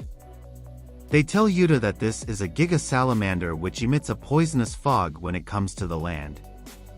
On top of that, the fog is also used to double up as a smoke screen. Just as they say this, the Giga salamander unleashes its fog, which makes the girls panic. They don't know how to tackle this mess, but Yuta has an idea. He tells Misaki to run upwind, and even though the monster chases them, it is not that fast on land, so they are able to escape. Eventually, Misaki and Yuta reach safety, but they seem to have gotten separated from the other three girls. Our hero is a bit worried, but Misaki says that they will all meet at the same destination. The duo now moves along the river and Yuta decides to make small talk. He asks Misaki if she is the leader of the quintet, and this surprises her. Our hero says that she does act as sort of a leader to the other girls, but she maintains that they have never chosen any leader as such. She is just there to make sure things are held together, but Yuta knows that if there were to be an election, then Misaki's votes would outnumber Trump and Harris combined. Now, Misaki asks Yuta which country he comes from, so he tells her that he's from Japan. Misaki wants to know more about it, but our hero can only say that it's definitely not on this planet. Misaki says that she has heard rumors about such things happening every now and then, but this is her first time actually meeting someone who is from another world. That fact that this person is a man only makes things more interesting for her. Yuta now drops a massive bomb on Misaki, telling her that the place where he's from, men are not at all rare. As a matter of fact, half of humanity comprises of men back in his world, which is something that Misaki finds very hard to believe. She says that such a world must be terrifying, but this sounds more like an insult than concern. Yuta asks her why she is saying this, and she explains that she is feeling uncomfortable even now simply because she is next to a man. After all, Yuta can only remind Misaki of the Kall monster who took her sister's life. Gauging from her reaction, our hero feels that Misaki won't have any intrusive thoughts even if he were to touch her, so he is safe from shady activities for now. Yuta tells Misaki that he's feeling a bit hungry now, and she says it's a good thing because their lunch has just appeared in the form of some werewolf monsters. They look deadly, but our hero is more concerned over the fact that he and Misaki are going to eat their flesh. She asks Yuta if he knows how to fight, which comes across as an odd question to him. Misaki explains that every monster in this world has a weak point, and for the werewolf monsters, it's their Adam's apple. She adds that if Yuta strikes the Adam's apple, then he can finish off the monsters in one strike, but it will not leave behind any meat. This is why he should either aim for the head or the heart, but our hero goes on to destroy a werewolf by directly slashing its Adam's apple. This causes the werewolf to disappear, and Misaki gets shocked by what she has just seen.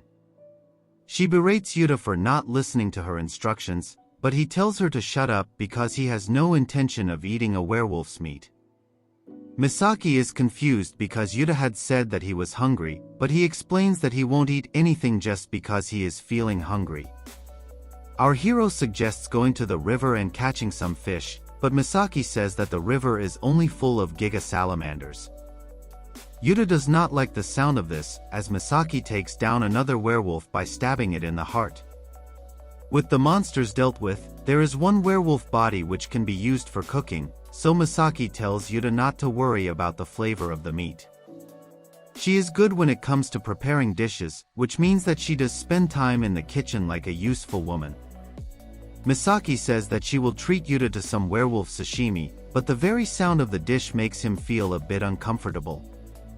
Misaki opens up the werewolf's insides, and it looks horrible to Yuta, so he can't take it anymore. He destroys this body as well by slashing the Adam's apple, but Misaki does not understand why our hero has just taken away their one chance to eat something. He simply says that what she was doing was not cooking, but rather an autopsy. Misaki gets upset and complains that the meat is actually good, and there was no need to do what Yuta did. She adds that she really wanted to treat Yuta to something good because he came from another world, which shows a different side to her.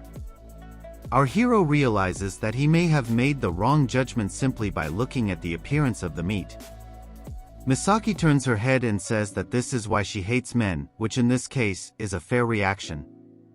Yuta apologizes for being so brash, and he promises to eat the next werewolf they run into. All of a sudden, Misaki lights up and says that she will definitely treat Yuta. This is the first time our hero has seen Misaki smile, and he realizes that she is actually very cute when she is not being so serious.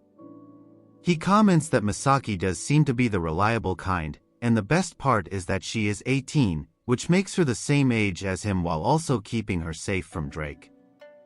Now, Misaki prepares her knives and says that werewolf meat is delicious, especially when it is eaten raw. There is no need to argue about the meat anymore, so Yuta decides it's time for them to move on and head for the mines. However, as he says this, our hero slips on the moss on one of the rocks and falls into the river.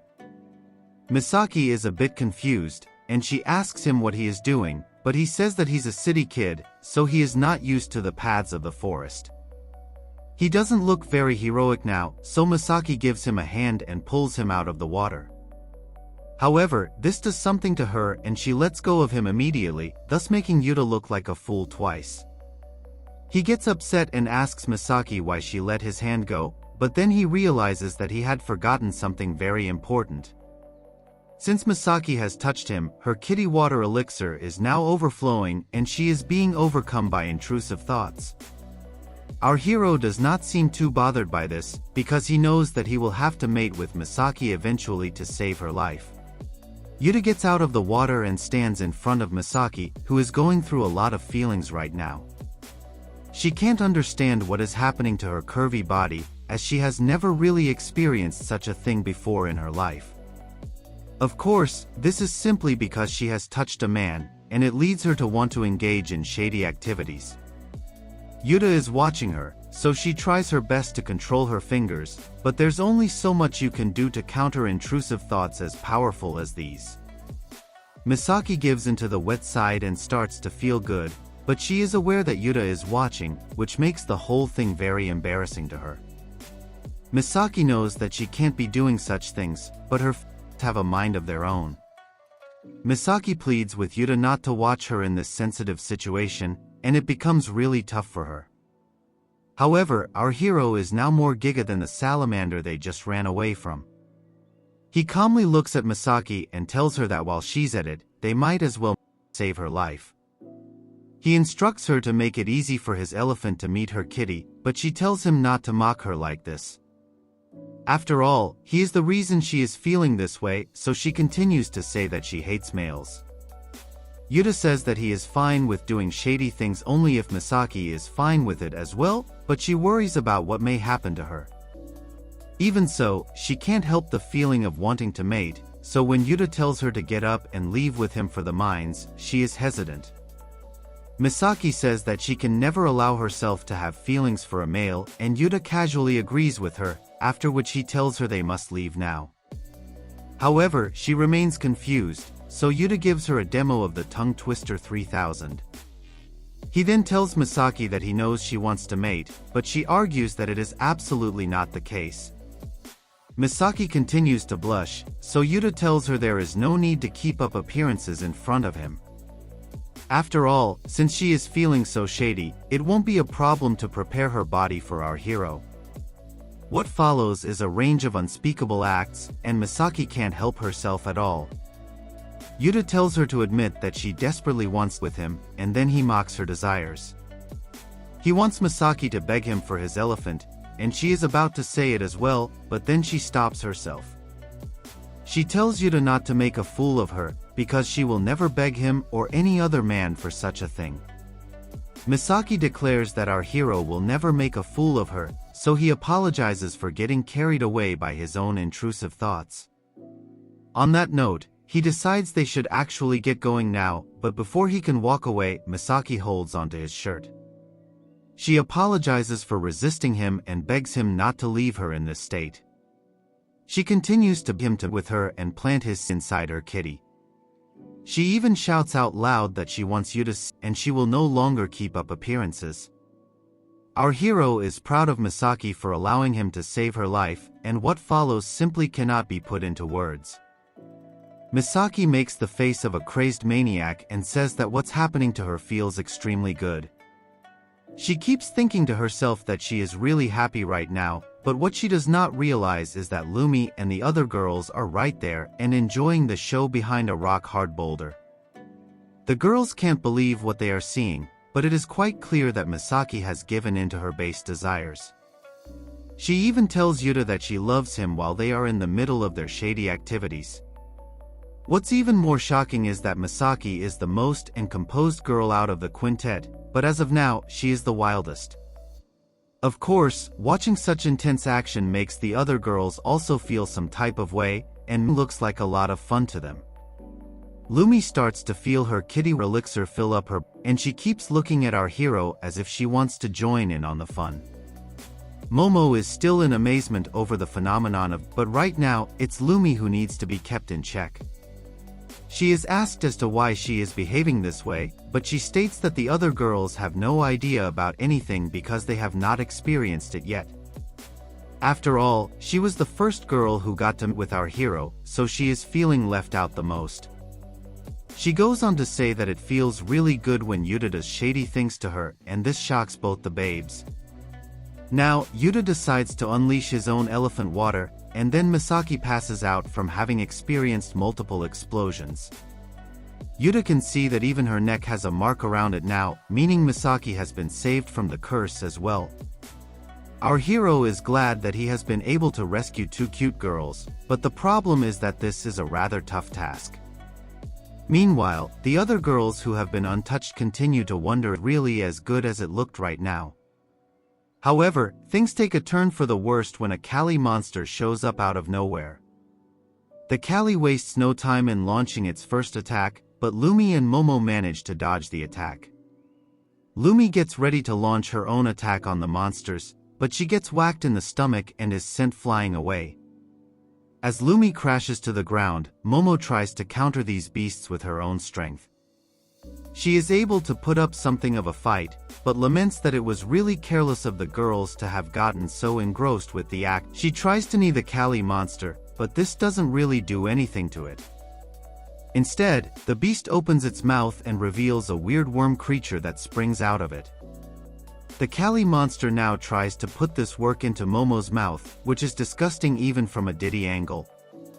Lumi worries for Momo and calls out to her out of concern, but luckily for her, a sword passes through the Kali monster and its tongue. Someone seems to have stabbed the monster from behind, and this is all it takes for it to vanish into thin air. As expected, the person who just saved Momo is none other than Yuta himself. He does not have a shirt on, but still apologizes to the girls for taking so much time to put his pants back on. Anyway, now that he's here, our hero tells the girls to fall back and relax, because he will do all the fighting now. He tells them that the quintet has always had to fight for the others because there were only girls in this world. However, now that a man has appeared, it's time for him to show the women how it's really done. Yuta strikes a very heroic pose and tells the quintet girls that he will protect them from now on. Lumi and the others can't believe what they are hearing, and it looks like Yuta has managed to riz them up without even relying on the power of his touch. As he prepares to fight the Kali monsters, Yuta can see that they have paused in front of him. It does not take long for them to start acting weird again, and they let out the word Byra once again in excessively loud fashion. On that note, the Kali monsters turn around and walk away while screaming the same word over and over again. The girls can't believe that the Kali monsters are actually walking away due to the mere presence of a man in front of them. It's the first time they are witnessing such a sight, but the most disappointed person right now is none other than Yuta himself.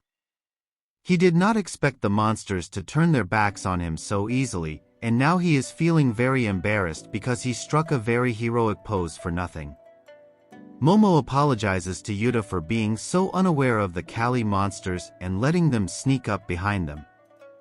Our hero calls her out by saying this was only because they wanted to continue watching him with Misaki. As he says this, Misaki also shows up in her clothes while still trying to recover from all the unspeakable acts she had performed with her new lover boy.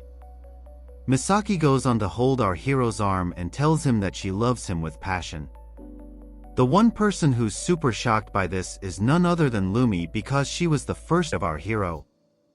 She demands Misaki to explain what she is doing and saying, but she answers that such a thing can't be helped anymore. After all, the moment her body became one with Yuta's, she realized that she is just meat who has been brought to this world to with our hero.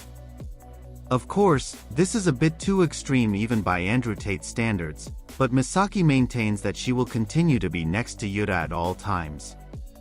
This is because she needs to be ready for whenever her master would like to with her. As expected, Lumi is not having any of this, and she tells Misaki that she is being ridiculous. After all, she is the one who believes herself to be Yuta's true mate, but the other girls are not too interested in this competition, so they walk away from the scene. Now, it's time to get back to the main mission at hand, which is to reach the mine, and the team eventually does manage to make it there. Of course, Yuta is a bit confused, because the opening to the cave is quite massive. This is where Ember Rocks get mined, and it's really hot in the area, as pointed out by Yuta. However, Lumi says that it will only get hotter inside the cave because Ember Rocks are known to emit a ridiculous kind of heat. The other girls argue that if they start with the mining now, then the sun will set by the time they are done. This would be way too dangerous for the team, because night time is when the monsters come to life. The girls say that a lot of time was lost due to the mating, which makes Yuta look shady, but he tells them that they should have stopped him if that was the case. After all, they enjoyed the view more than anything else, so they should just save their tears for another day. Momo suggests camping here for the night because the Ember Rocks will keep the entire group warm anyway. This is a good idea because the team members can keep a watch turn by turn.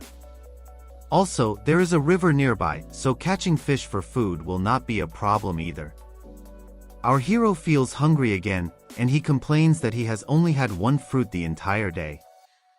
Misaki readily says that she will prepare something for her new lover boy, but this alerts the other girls, so they tell her not to worry about it and just sit tight.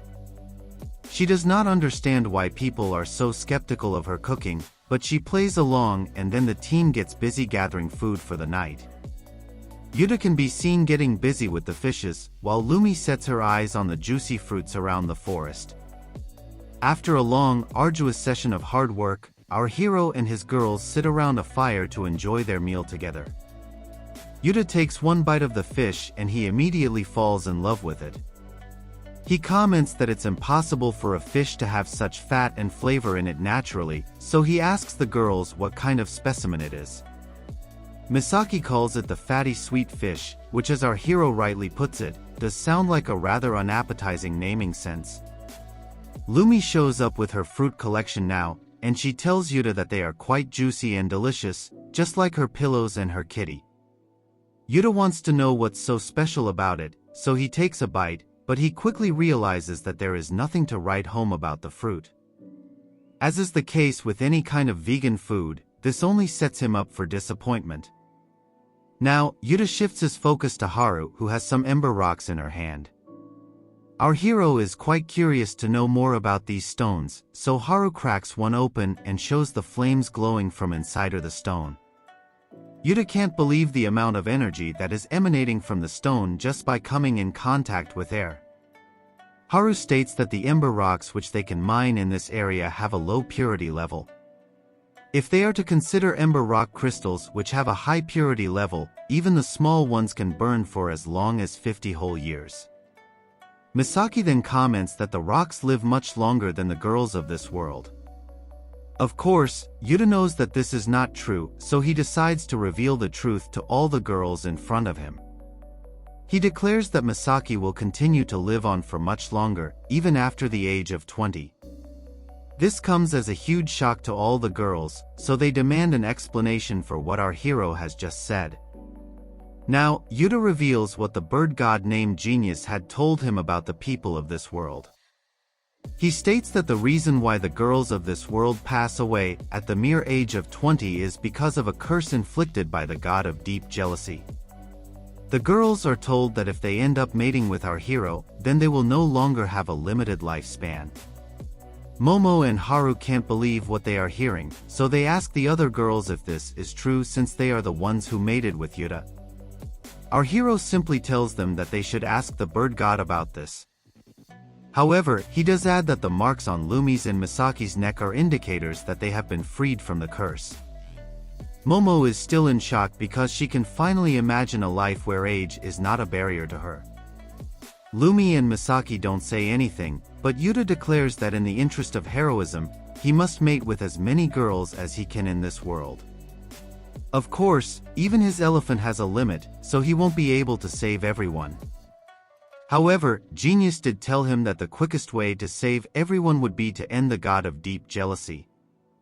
Our hero believes that he was called to this world for this exact reason, and he has a huge responsibility on his shoulders.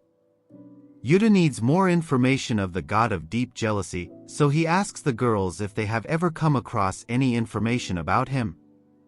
However, this seems to be the first time they are even hearing of such a god, so they are completely clueless. Lumi suggests asking Genius for more information, but our hero laments that the bird god is too silly and aloof in nature, so there's no telling when he might pop up. He asks if there is any fixed method of finding Genius, so Lumi explains that there is a shrine for the bird god near the city of Meath. If Yuta is to wait for a few days over there, then he will most definitely be able to meet Genius. Our hero has no other choice but to follow this tactic now, but then Genius randomly shows up once again in typical bird fashion. Yuta comments that the bird god is indeed whimsical, but Genius says that he needs to keep up with his daily hustle.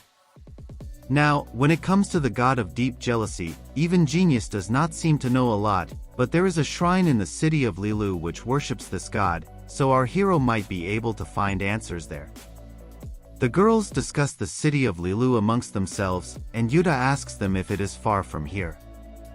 Lumi explains that Lilia is indeed far, but they will be able to reach it by foot within 3 days. Momo now asks Genius if it is true that they will be freed from the curse if they with Yuta, to which the bird god replies with confirmation. Genius seems to have a third leg, and that is not a dirty joke, but rather the truth. He then explains that he is a god who is bound to this land, so he can't really travel around the world like Daft Punk. His experience may be limited, but then he turns to Yuta and tells him that he is quite different. As long as he has the will to do it, he will be able to travel anywhere he wishes, and that too on his feet, not via Taylor Swift's private jets. Since our hero has boundless potential, the bird god tells him that he is leaving everything in his hands, after which he vanishes again like Houdini. Now, the team is left to themselves again, and it's time to sleep. Misaki says that she will stay on watch duty while everyone else sleeps, because she feels like her mating wildness was the cause for their inability to make it back home on time. Yuta says that if the mating was the cause, then he is also to blame since he let out way too many intrusive thoughts. He offers to take turns while sleeping between himself and Misaki, which sounds fair to Momo. Time passes by as everyone sleeps, and then Yuta wakes up to keep a watch. He feels that he has slept way too long, but that's only natural after he put in all the work during his shady activities with Misaki. He goes to her and says it's time to switch places, which makes her relieved that even she can rest after losing so much kitty water elixir today. Now, Misaki is feeling a bit shy as she tries to talk to Yuta about something important. She eventually apologizes for all the weird things she had said, well as after the unspeakable acts they engaged in. She then asks our hero to forget whatever she told him, even though she really meant what she said. Of course, Misaki is feeling really embarrassed about the whole thing, so Yuta plays along and asks her about what she is even saying. This puts Misaki at ease, and then Yuta keeps watch, but the shady activities really have taken a toll on him, so he goes back to sleep. He curses himself for not being able to stay awake during such a crucial time, but then he also realizes that he has been tied to a tree trunk. That's when Momo appears out of the blue and looks like a proper villainess. She tells Yuta to stay quiet, but he does not understand why he is being kept as a prisoner. Momo states that he should not say anything, otherwise Lumi and the others will find out what's happening. She then holds our hero's face close to hers and says that he will now be with her, although she could have simply asked him for it first. Momo does seem to have a very shady smile while she says this, but our hero does not understand the need for her to act so creepy with him. He tells her that she does not need to tie him up for such things, unless that's what gets her engine roaring. Yuta also says that he will be more than happy to with Momo tomorrow when they get back to the city. However, Momo says no to this idea because who knows what tomorrow has in store for us. Momo says that she is a very cautious woman, so she is not going to let Yuta's mood affect her life. Now that she is done explaining her intentions, Momo takes off her gloves and decides to touch Yuta, who has become infamous for turning girls into intrusive monsters.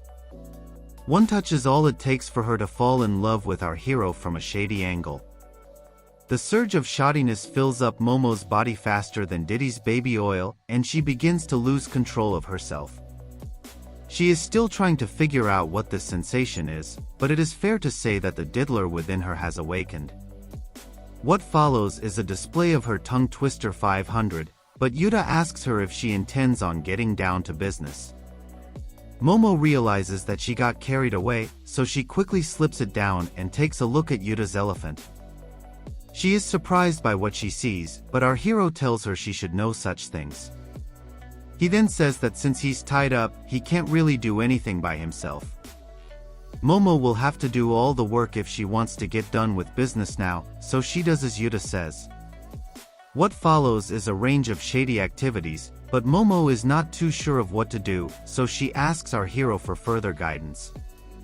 This is feeling a lot better than Momo could have ever imagined, and she lets out the beast within her. She can't stop at all, and it looks as if her's moving on its own to get what it wants. Momo thinks that she's being slick by tying up Yuta and doing it away from the cave, but her efforts seem to have failed because both Lumi and Misaki are very much awake, as is Haru. Yuta asks Momo why she is shaking so much, because she usually likes to act high and mighty. She tells him to shut up, but Yuta is in Giga Chad mode, so he tells her that she is just a simple girl who can't control her intrusive thoughts at the end of the day.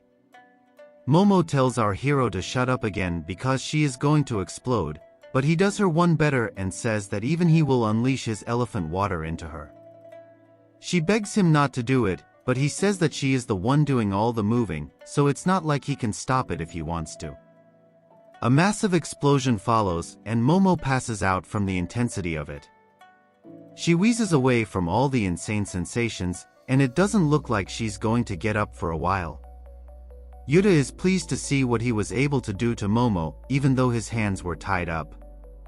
This actually made things easier for our hero, so he could probably get used to such things. Now, he asks Momo if she can untie him because he needs to hide his elephant. However, the problem is that Momo is completely down and out for the count, so she will not be able to move at all. Yuta continues to call out to her, but it is of no use, so he will have to stay like this until morning. The next day arrives, and we can see our hero coming back to the main city with his girls. The residents are happy to see that the quintet has made their way back, and Haru can be seen carrying the hot amber stones in a sack. Lilia is very happy to see everyone back safe and sound, so she welcomes them with a cute smile. She notices that the team has brought back a lot of Ember Rocks, so they must have had a long journey. She says that the quintet should now get some rest, but she notices something new about Misaki as well as Momo. The marks on their necks are quite visible and Lilia is shocked to see them. She wants to know why these two girls have the marks on their necks, but she does not get any response from them directly. This is when Lilia realizes that Yuta has been with both Misaki as well as Momo. This brings her to tears because she remembers when our hero refused to do it with her when she had desperately asked him to do so. Disappointed and heartbroken, Lilia runs away from the scene and keeps calling Yuta a jerk, so he has to run after her. Our hero says that he is ready to with Lilia right now, but it only leads to a hilarious situation, all while Haru remains clueless as to what is going on. Before we move on to the next chapter, it's time for a special flashback to when Yuta first appeared in this world. We can see Haru chopping some wood while Lilia tends to some goats. Lumi shows up with some fruits and asks Haru if this is hard work for her. She agrees, but says that she does not mind putting in the labor. Lilia states that such efforts would not be needed if they were able to go to the pyrophosphate mines. However, with the Kali attacks on the rise, going to the mines is most definitely not an option. Life clearly does not get any easier for the girls, because while the goats may leave behind children, the girls are not able to do the same. There is no memory of their names or anything else, and they just become forgotten babes in the longer scheme of things. Misaki also gets involved in the conversation when the girls talk about their purpose in this world. Lilia continues to feed a goat and wonders how life would turn out for them if there were men in this world. Momo says that there is no point pondering about such things, because they will just have to make do with what they have right now. After all, their world has only seen human girls for thousands of years, and it does not look like things are going to change anytime soon. Momo adds that if a man were to show up in this world right now, then he would have only made things tougher for them. Lumi agrees and says that if she were to ever come across a man, then she would probably stab him, mistaking him to be a Kali monster.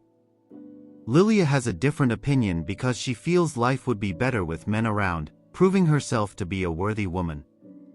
After all, dogs and cats have their own male counterparts, but it's only the humans who don't have it in this world. Lilia does not understand why it's only the humans who have been left out from all the other living beings, and talks about how males would make life easier for the females. Looking at the female animals wagging their tails to attract males also gets Lilia very curious. Lumi asks Misaki what she thinks of males in general, but she states that she only looks at them as another form of Kali monsters. On that note, Misaki slashes down a dummy Kali scarecrow to further showcase her hatred towards males. She reiterates that she will never spare a man who comes in front of her, although the future has gone on to prove otherwise. Misaki then clarifies that she can't guarantee her hostility because she has never seen a man in real life. She then goes on to joke that she might even mate with a man, just like the animals. However, both Momo and Lumi are uncomfortable with that thought, as they can't even imagine Misaki engaging in shady acts. All this talk about mating is getting Lilia to feel some kind of way, as can be seen in her posture. Lumi can see Lilia squatting weirdly, so she asks her what's wrong. Lilia only says that she remembered something she had seen in a library book. It's at this moment when Haru states that even she has read the same book. Of course, this causes Lilia to panic, but Haru does not say anything alarming. She talks about seeing images of humans pairing off with each other and raising children together in peace. Haru recalls that the people shown in these images were very much happy, so it does not look like men would be a problem to society. The other girls agree with her, which makes them more sensible than a modern woman on Earth. Haru then declares that if they did have men in this world, then the girls would be able to live happier lives than they do now. Now, we move to the night time where Lulu is sitting at the top of the castle and gazing at the stars. Suddenly, she sees a flash of light from far away and becomes alert, but the flash becomes a bit too overwhelming for her to handle. Lumi wonders what this flash of light could be, and then she rushes down the stairs to find Misaki, who also wants to know what just happened. Lumi feels that it could be the will-o-wisps fighting in the forest, but she still needs to go to the forest to check it out. At this moment, Genius also shows up out of nowhere and says that he will come along with Lumi because he has a bad feeling about the flash of light. Now, we shift to the forest itself where a boy wakes up to the chirping of birds around him. He wants to know where he is, and this is how our story began all the way back in part 1 of the series. Now, we move back to the present where Lilia is running away from Yuta while calling him a jerk. He runs behind her, stating that he is willing to make up for his past mistakes. This chase happens in the open, with all the other girls of the city walking around them. Yuta does not give up the chase, and he notices Lilia running into a room, after which she slams the door. Our hero follows her inside and finds this to be Lilia's room. She is sitting on her bed, looking sad and gloomy over what she has just learned. Yuta is pleased to see this, as it indicates that Lilia is ready to engage in shady activities. He sits down next to her, which makes her blush even more, but he says that she should know the drill by now. He orders Lilia to prepare her for him, but this makes her blush a lot with hesitation. Anyway, she still goes through with it and shows her curves to Yuta in all their glory. Lilia says that she will do whatever our hero tells her to do, but Yuta has a lot of other things on his mind.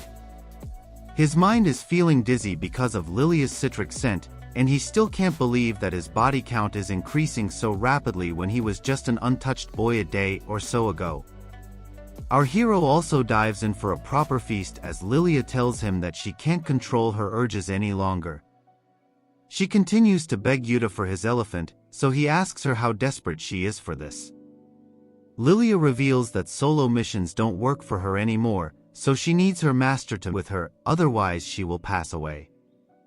The fact about Lilia passing away if she doesn't mate is true, so our hero understands why she is being so keen on this. Lilia unleashes the beast within and begs for the session to begin as she is ready to do anything for it. She finally gets what she wants, and as expected, it's the best feeling she's ever had in her life. What happens after this is probably the dirtiest session we have ever seen on Comic Guzzlers, and then Lilia drops down after the biggest explosion of her life. Yuta is also tired, and he congratulates Lilia on finally losing her innocence. She can only talk about how amazing it felt, and she continues to wheeze so that she can recover. Lilia also states that since she now knows the true feeling of mating, she will never be able to think of anything else again for the rest of her life. Our hero teases Lilia, but this seems to work her up again, so she asks if they can go for another round, which is quite impressive considering she was barely gasping for breath after round 1. The problem is that not much can be done by an elephant with a soft trunk, and this makes Lilia upset. She wants to know what can be done to get our hero ready for round 2, so he says he needs to be brought into a mood. Lilia is confused, so Yuta tells her to make a shady pose for him. This makes her blush, but if she wants to get the elephant, then she will need to at least strike the leopardess pose. Lilia tries her best, but the pose is mid at best because it mostly depends on soft. She gets angry, so Yuta tells her to think of some poses herself. Lilia tries something extra shady, so our hero scolds her for not understanding the true meaning of allure. However, his elephant does awaken, and he has to explain that he has a teenage boy's body, so he will obviously respond to a cute girl's kitty. This gives Lilia an idea, so she asks if she can unleash her tongue twister 4000 on Yuta. No man in his right mind will ever say no to such a request, so he lets her have it. This seems to be doing the trick for our hero because the way Lilia unleashes this attack can completely envelop him. She does not know what she is doing with her, but it's deep, so that's all that matters. Lilia wants some elephant water, so she pulls out all the stops and upgrades to the tongue twister 8000 in order to get it. She eventually succeeds and relishes the taste of the elephant water. Lilia wants seconds, but Yuta doesn't think that will be possible at all. However, he does have the body of a teenage boy, so if it's not possible now, then it will never be possible. As these unspeakable acts continue behind closed doors, we can see Lumi, Misaki, Momo, and Haru all standing outside and listening to the couple, so it's getting hard for them to control themselves. Haru obviously doesn't get this, so she tells the girls to just go inside and make it a party, but they say that it would not be fair to Lilia. Momo asks Haru why she hasn't mated with Yuta yet because she is the closest to losing her life to the curse. She simply says that she refuses to do such a thing. She explains that if the only way out is to become intrusive beasts like the other girls, then she will happily give her life away, although this just sounds like a cranky feminist spewing nonsense. Suddenly, Yuta becomes a bit confused because there is no mark on Lilia's neck. Our hero worries that the curse may not have been lifted from her, but then he remembers Genius telling him that mating will surely save the girls from the curse. However, the bird god did not say anything about the neck mark, so it may not be relevant to the curse at all. However, Genius did admit to not knowing much about the curse himself, so Yuta is very confused right now. Lilia simply says that they'll continue until the mark shows up because she does not care about living. She only wants to mate with Yuta forever, which makes him blush.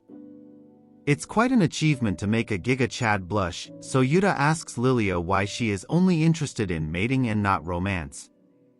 However, before the conversation can move further, the bell rings, which means that it's time to change shifts for town watching. Haru decides to keep watch for now and bids the other girls farewell, but after she leaves, Misaki can see that there are drops of kitty water elixir that have fallen from Haru as well. Misaki does not understand why Haru is trying to be so high and mighty, but there's no point worrying about such things. Haru is now seen keeping a watch on the town while the night sky gazes upon her. Suddenly, Yuta shows up and offers to keep watch over the city, but Haru tells him it's none of his business as he is not a resident of the city. Our hero ignores her attitude and sits next to her, stating she doesn't need to be so cold. Now, he talks to her about moon breaking, which is the code name for passing away from the curse. Haru is the closest to moon breaking because she only has half a year left, whereas the others have already mated and saved their lives. Yuta asks Haru if she wants to, but she refuses once again because she is still being stubborn about not becoming a shady beast like the other girls. She then tells Yuta to leave, and he does so because there's no point wasting time with such a snob. After all, he doesn't care for Haru's attitude because he will surely end the god of deep jealousy within half a year. He then tells her that he will depart for the city of Lilu tomorrow.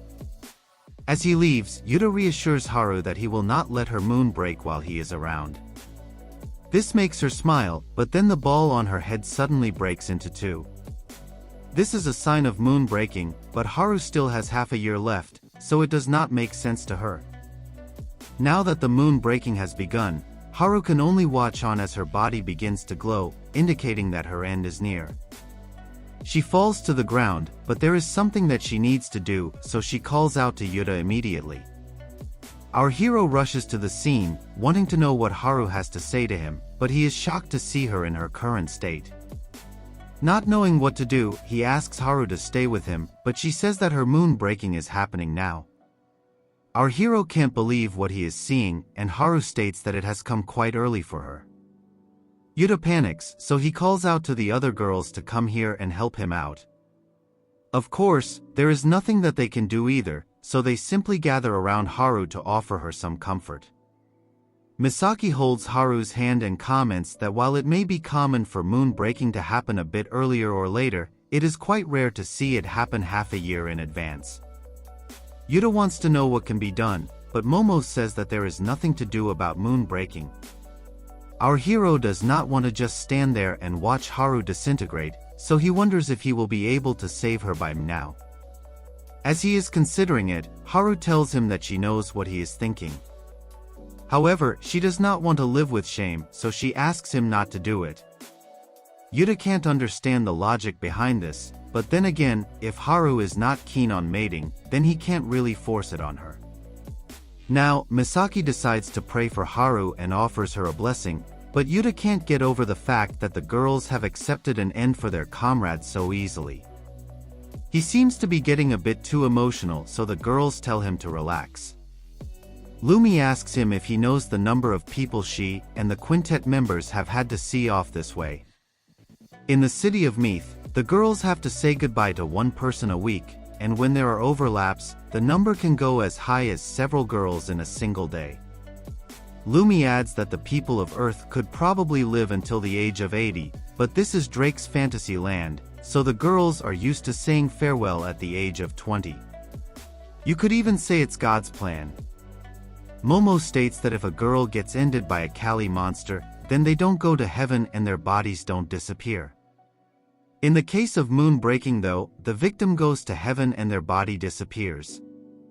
Haru says that living until moon breaking is a joyous occasion, but Yuta calls BS on this because it's no different from the religions from his world. This is all a way to make herself feel better, because if Momo had believed in this, then she would not have rushed to mate with Yuta the way she did.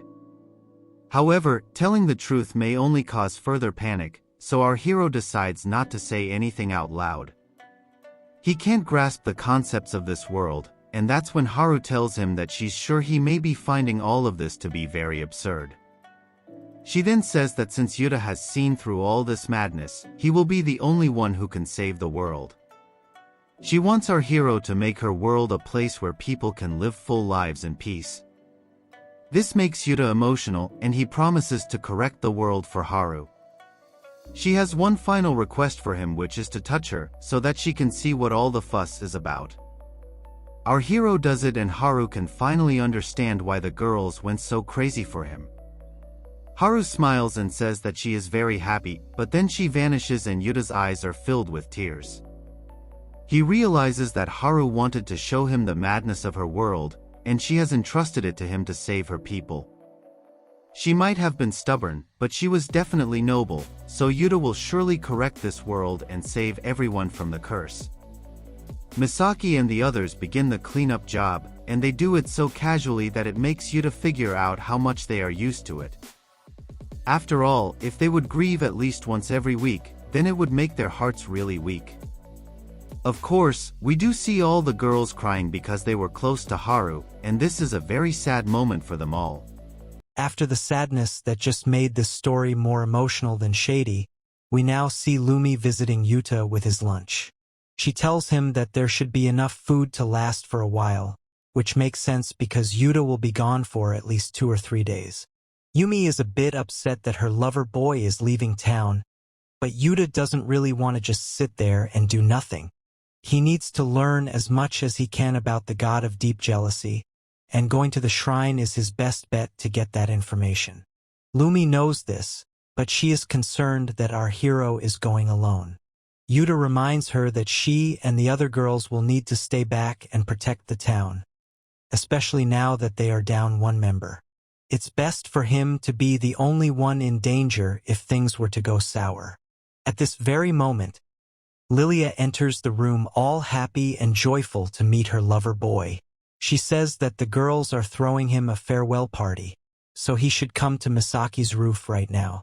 Yuta is a bit surprised to learn this, but he obliges and heads over to the roof where all the girls are waiting for him. He's quite impressed with the arrangements as there's grilled sweet fish on the menu as well.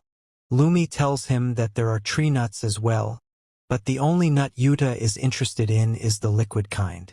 Now, Misaki tells our hero that she would very much prefer it if he stayed with the girls in town. However, she's aware that Yuta is pretty much set in his ways on going to the shrine, and he explains that there's only so much his elephant can do to save girls via mating. After all, he's not like Kurosaki from Astro King who has an unlimited supply of nut cream. Yuta will not be satisfied until he saves all the girls of this world and removes the curse that made things so messed up in the first place. Momo is a bit surprised that Yuta is not considering the obvious danger over here. He is going up against a god whom nobody has ever heard of in over 3,000 years. However, our hero is not too bothered on that front because nothing seems to be able to handle his presence as a man, not even the Kall monsters. As a matter of fact, this world is on easy mode for our hero because no monster can harm him, and all the girls lose their minds just by touching him. The spread is in his favor, so he feels it's his responsibility to make light work of the enemy god and come back as the true king of this world. However, even he knows that it's nowhere near as easy as he's making it sound.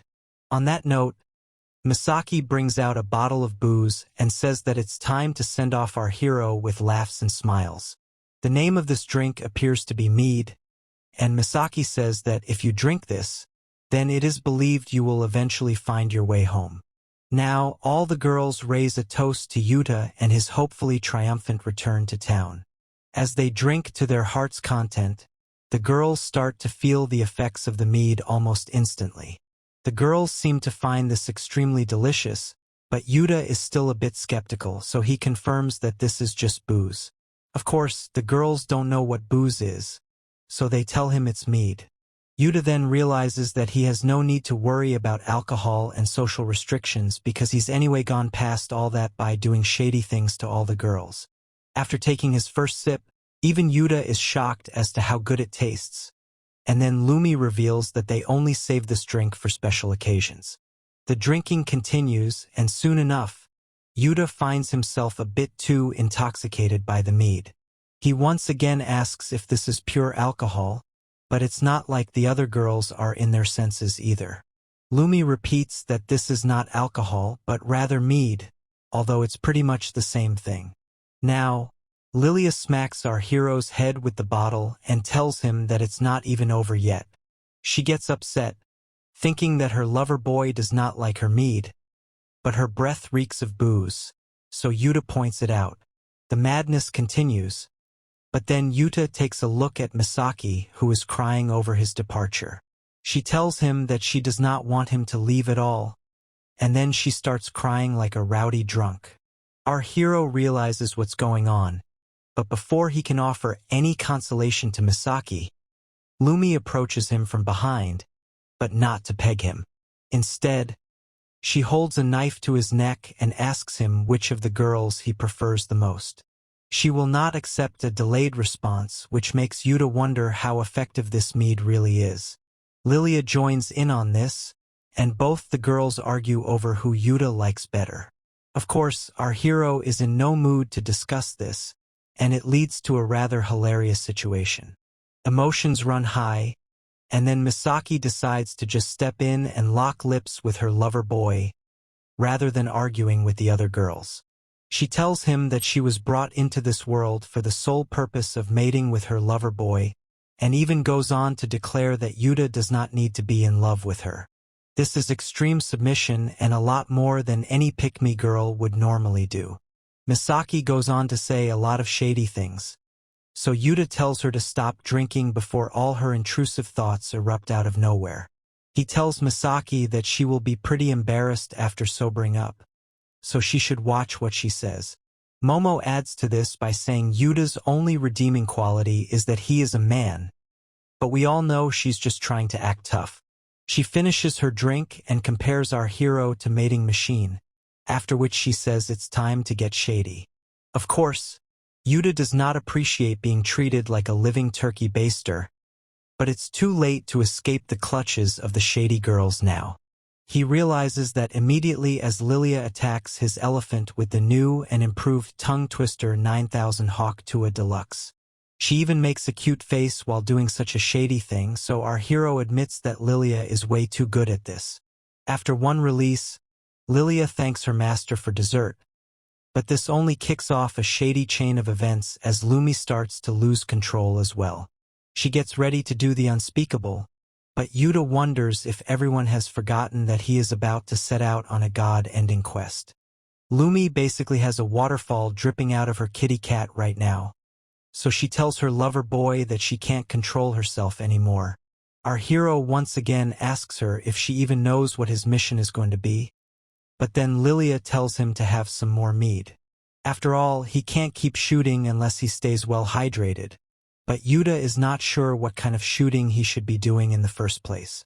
Plus, it's not like drinking mead is going to hydrate him either, but he figures he might as well go with the flow just like any other man of culture. However, after taking another sip, Yuta passes out, so the girls comment that their master is a lightweight when it comes to booze. Lumi then says that there's not much to be done with Yuta when he's asleep, so they should just make the most of what they have right now. This effectively means that the girls are going to have their way with him while he's knocked out, which would normally be considered a crime, but should be treated as divine salvation. Our hero wakes up to the shadiest sight imaginable and wonders if he is having a shady dream. However, this is not a dream, but rather what happens after you step into Heaven's Gate, so Yuta goes ahead with an extreme session. This is a rather long session, so even the narrator has to take a break to collect his thoughts. Yuta eventually admits that he really must be in heaven to be experiencing such a thing. This session goes on for way too long, and in all honesty, it should have been me. Anyway, after what felt like an eternity, the new day has come and so has everyone else, that too multiple times. The time for Yuta to leave has finally arrived, and as expected, none of the girls are pleased by this. Our hero comments that if this was a visual novel, this would be where he'd be getting a bad ending. Little does he know that there are thousands of men wishing they had gone to this world instead of him. Either way, he tells the girls goodbye as he must embark on his new journey. Our hero tells his girls that he will be seeing them soon, and they should take care of themselves, but the looks on their faces suggest that they don't want him to leave at all. Misaki asks once again if Yuta really has to go, so he tells her that it would be a big waste if the only man of this world just sat around mating all day. Also, he had promised Haru that he would put an end to the curse, so he will not go back on his word. Misaki understands his intentions, so she says that she will not stop him from achieving his goals. After all, he is the only one with the power to change this world. Misaki knows Yuta is the right man for the job, but then Momo says that nobody will complain if he just chooses to stay here and mate with them all day. She calls our hero a fool for risking his life, but he simply says that men have always been fools trying to protect women since the days of evolution. He then explains that the people of his world are nothing more than keyboard warriors trying to be woke all the time, but he can't afford such limited thinking in a world where he is the only man. After all, it has always been a man's job to protect women.